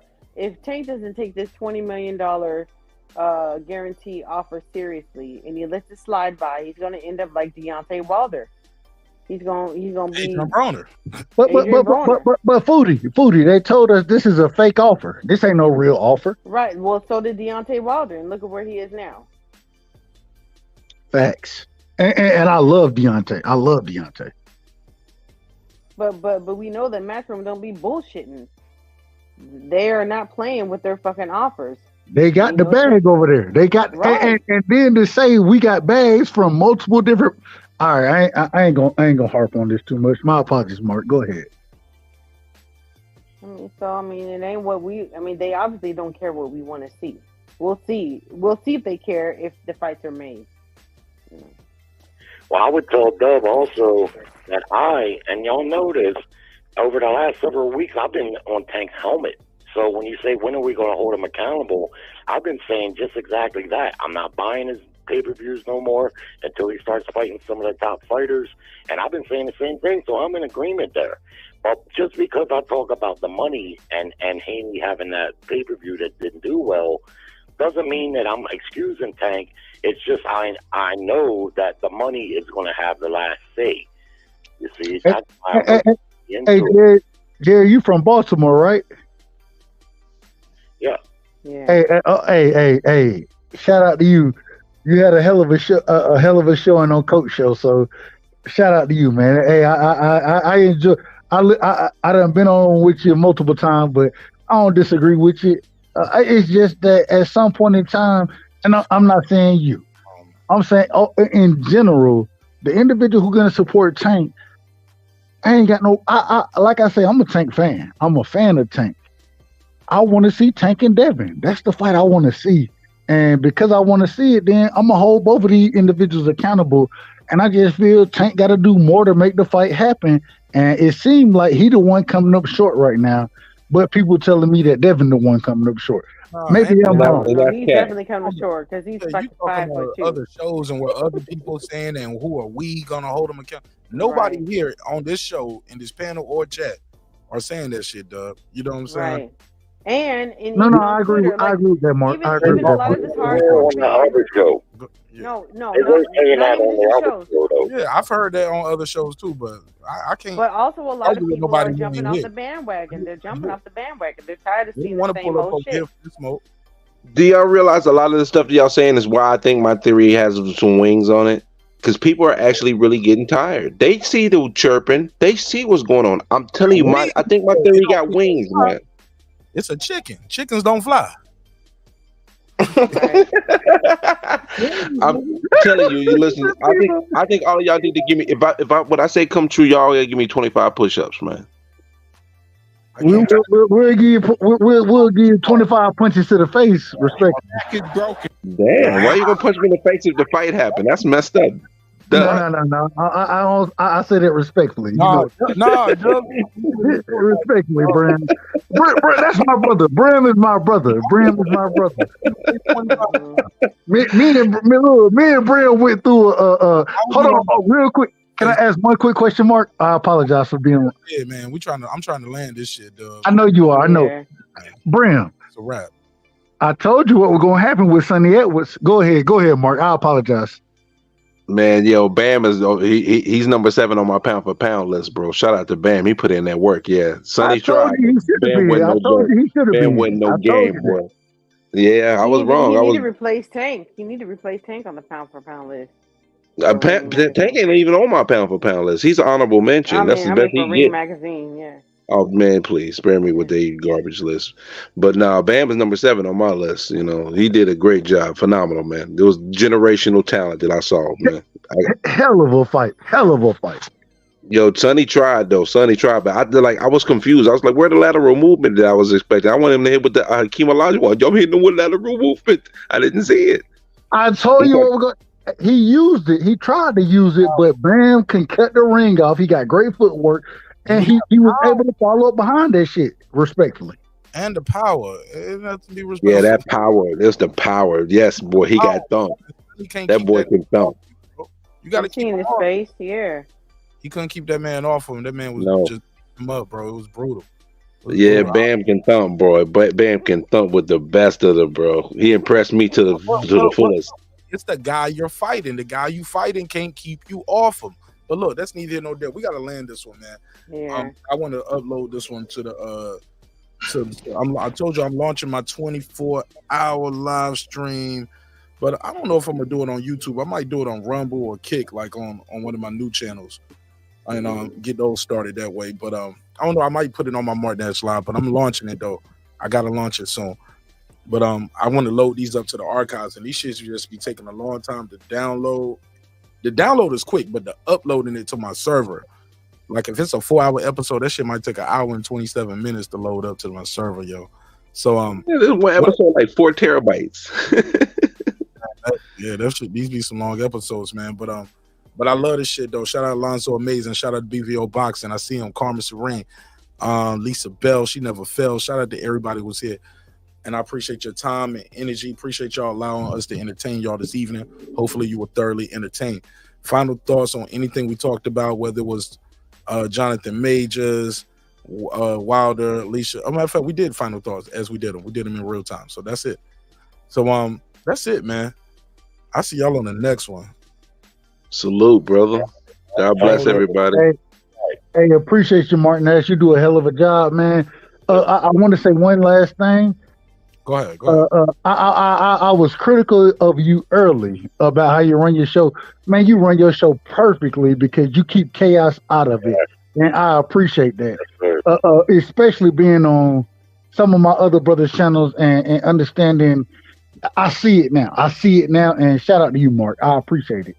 Hey, look, people don't get heard sometimes. And you want to, like, people click that link and call in. They want to be heard. And I think the audience wants to hear everybody. And just to be cutting people off, Mark. you a cone, or that's stupid, nigga. You got out of that dumb shit. You a bitch. Like, hey, man, I'll whoop your ass. I'm pull. Let's me and you fight. No, nigga, like, how did we get here? Like, it comes with just letting that shit just brew. And like, some people don't like it. They say, you think he the YouTube daddy? I'm like, no, you do a hell of a job. You do a hell of a job. Mark, you're like a pilot of a 747 plane. I don't know what that means, so I'm just saying you do a hell of a job. I don't know what that means. Plane, he lands the plane well, but Dub, I'm worried about you now. Lord have mercy. Hey, my bad, Brown. But Mark, you do a hell of a job, man. Thank you. Thank you for allowing me to rock with you because you done always showed me love, and I appreciate you, brother. I know sometimes we bump heads because, like you said, you get a little long-winded and you might be repetitive. I be trying to speed it up a little bit and let somebody else get in because it ain't trying to. I don't want to hear what you're saying, but once you said it, and it's I understand it. Yeah. All right, Mark. I want to piggyback on that. You hands down. I don't listen to everybody. You got the best moderated show, and you got good structure with your content. It's the best moderated show. I love your show. I love all the participants because we're like a family, and so that's all good. But I do want to say one last thing, and I'll make it quick. Yes, sir. Colbert. I've always liked Colbert, but hopefully that loss teaches him how to fight like a smart fighter instead of fight like an arrogant fighter. And that's all. Overrated. Right. It ain't about him being. Hey, look. It ain't about him. Man, he don't got the pop to match his mouth. Facts. Yeah, and he got popped in the mouth. The man might be a gatekeeper right now. I don't know. Y'all tell me. Might. He went to the ropes after he got hurt and put his arms up when his corner told him, don't do that. To me, he was being arrogant there. He knew that he shouldn't have been on them ropes, but he wanted to show, no, I'm in control. I can do this. This is how good I am. That wasn't smart. To me, he fought like an arrogant fighter, and it cost him. If he fights like a smart fighter would have got off them ropes, and if he was buzzed, he would have clinched and held on a little bit, just like Haney did against Linares.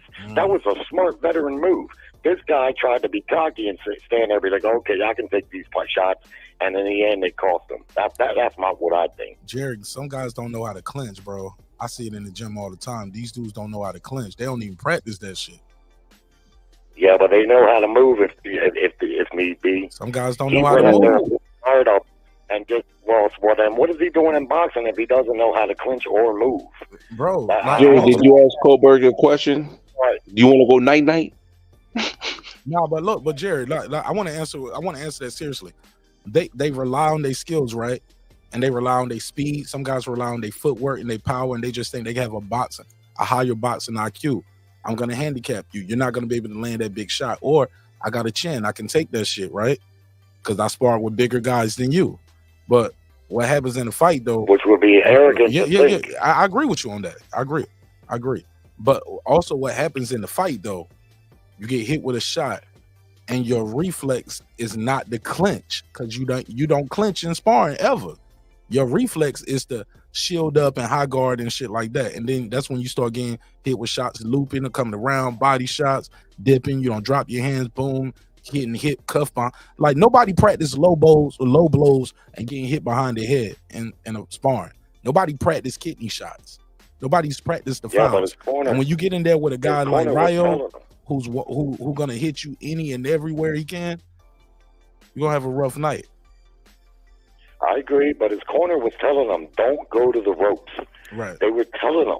That cost him in the first fight, because I thought he lost the first fight to Jerry, that guy. some guys. But what I get from him is it possible Rayo was forcing him to the ropes and he just didn't know how to not do it? Like, the guy just forced you to the ropes. Yeah, but he didn't, my opinion is he didn't have to stay there. I felt like he stayed there because he felt like he could do it. It was arrogance telling him, I can stand here and do this, because he took a lot of shots while on the ropes. He had his high guard up, but Rayo was doing the right thing by punching around it on both sides of the body, both sides of the head. His corner screaming, get off the ropes, get off the ropes. But he's staying there. Now, if you're a pro-level boxer at that level, there ain't no way that you haven't went over what to do when you're hurt in a fight. So maybe instinctively he wouldn't have known to do it, but from training, they had to have done that. And in the fight, they're telling them not to do it. In the pre-fight, what's his name? The one fighter, the Spanish dude that commentates, and his keys to victory, he said he's got to stay off the ropes. They had to know that. But, it's just my opinion. I've always liked Colbert, but that's not the first time I've seen him fight stupid. That's what I say for what he did. He fought stupid or arrogant. And in the future, I think if he learns, or he at least tries to fight like a smarter fighter instead of a fighter that knows better. You can see him arguing with his corner. He always seems to be arguing with his corner and telling them to calm down and this and that. I just think he's a little bit arrogant and too cocky in his own skills. Now, maybe this knockout will humble him a bit, but judging to that pre-fight interview, I don't know if it would, because Rayo is congratulating him before he even congratulates himself, and Colbert comes into the fray, and instead of saying, hey, man, good shot, you caught me, let's run it back, he's like, we're 1-1, run it back. 1-1, run it back. Still cocky. So I don't know, So that's that New York shit. That's that New York shit, Jerry. For sure. I know, but I think he'd be a better fighter if he humbled himself and realized, you know what, I might not be as good as I think, and I may have to work a little smarter and a little harder than what I think, because this guy probably done whipped me twice, and now I just was unconscious 60 seconds ago. And now I'm not even humble enough to congratulate the victor, and I'm just gonna be like, we're 1-1, run it back. Jerry, he might have still been unconscious when he said that shit. He ain't seen the fight on replay yet. or he might just be a little too cocky for his own good. Both things could be true. He wouldn't be the first fighter to be that. A lot of fighters have been that. Vinny Pazienza was that. He was always talking shit and cocky as fuck, even when he fought Roy Jones. And after the fight, a year after the fight, they asked him about fighting Roy, and he just laughed, and he said, man, there's levels to this. He never really thought he could beat Roy Jones, I don't think. But, that didn't stop him from being too cocky, in the lead-up. I like Colbert. I want to see him be successful. I think he probably needs to go back to 130. That's what lightweights really should look like, what those two guys look like. They shouldn't look like what Tio and Haney look like at 135, because they were twice them size. Both them guys look like what I think lightweights should really look like. And Colbert could probably fight at 130, I think, yeah. Anyway, great show, Mark, as always, brother. Appreciate you, Jay. Good night to everybody. Good night, sir. All right, buddy. Silence. I appreciate y'all, man. Thanks for your time and energy, man. I appreciate everybody who called in, joined the panel. Beam Dan was in the chat. I appreciate y'all, man. Everybody who's watching on Instagram, That was pretty dope. Streaming this on Instagram. So shout out. Let me do a quick shout out to everybody on Instagram. Mr. Grim Reaper. Win the Revolution. That's not Food Revolution. Shout out to Rachel Donaire, the boxing section. Wayne 595, Mr. 007 Inya. Oh, hey, I don't want to say that. Hey, put a case. Nigga tricked me into reading that shit. Shout out to okay, that's the real rap. My boy Cam, Brian Norman Jr. and Senior. I see them. Omega Sports Promotion all the way in the Philippines. That's dope. Shout out to Hector, Riviera, Dr. Charles Hampton, Kenny Hen, Kifo Smitty, Bots and Counter Life, Sweet Life Pumpkin, everybody, Mex, It's Me and Those Things, Monty Brown, the writer, that's Monty Brown, Mrs. Jones Johnson, or Mrs. Johnson Jones, my boy, my boy Boom Where, I see Boom, okay, 3 point setter, Ty, okay, yeah, and Kayambu and Keisha Worley, that's all on Instagram, man. Appreciate all of those people pulling up, as well as everybody who watched here on the live stream. Jerry the Terror Task, Lisa Bells, BVO Boxing, like that, Miss Queen P, Alonzo Amazing. Appreciate everybody. Karma Serene, the Serene Saturdays, the haters that's lurking in the background, but they don't want people to know they watching. The people I got blocked that are still watching. Pittsburgh T, what's up? My brother Brent Reaper, Champion of Heart. Latavia, shout out to everybody. Puro, King KO. I gotta go, man. I can't keep naming everybody. Shout out to everybody though. Name 5. Shout out to Name 5. Appreciate you. Must be new to the show. Salute. All right, that's it, man. I gotta go. All right, let's end this one. I'm gonna load this one up. Yeah, I think I'm gonna go and launch the 24-hour because I'm probably not gonna do a show tomorrow. I'll probably do a quick video because I gotta do a rebuttal video to Puro. We'll do a rebuttal video to Puro and that Mike Tyson shit. Matter of fact, I'm gonna do that right now. It's man Martin Dash Breaking Beats. I see you on the next one. Always remember this: dreams require sleep, goals require effort. Go out there and get your goals. I'm about to get on to the next episode. You can cop the merch at martinash.com. Go get your t-shirt, hoodie, coffee mug, some stickers. Go get you some merch. Support the show in a major way. All right. Hey, look, man. Sometimes we're gonna agree, sometimes we're gonna disagree. But one thing's for certain, 2 things for sure, homeboy and homegirl. Never forget this. I built this shit. Me. Brick by brick. And I'll be damned if I let you tear it down just because you don't like the way another nigga talk.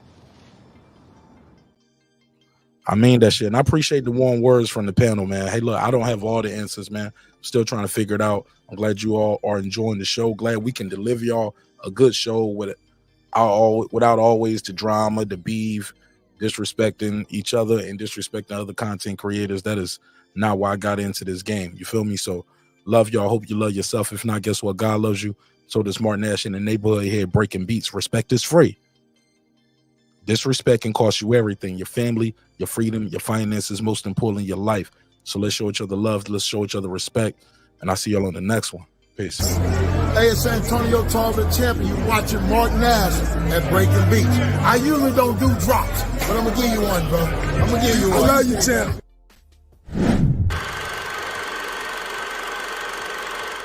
This that squad side. This is me, man.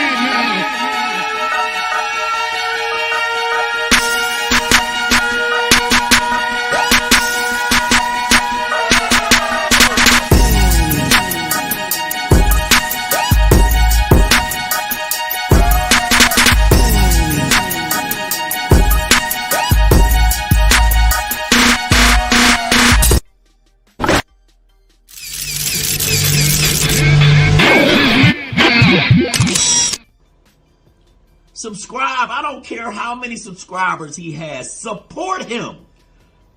So he made all this possible. He made this possible. Nah, Dr. Mark, God made this possible, and so did viewers like you. Appreciate your time and energy. I'll see y'all on the next one. Peace.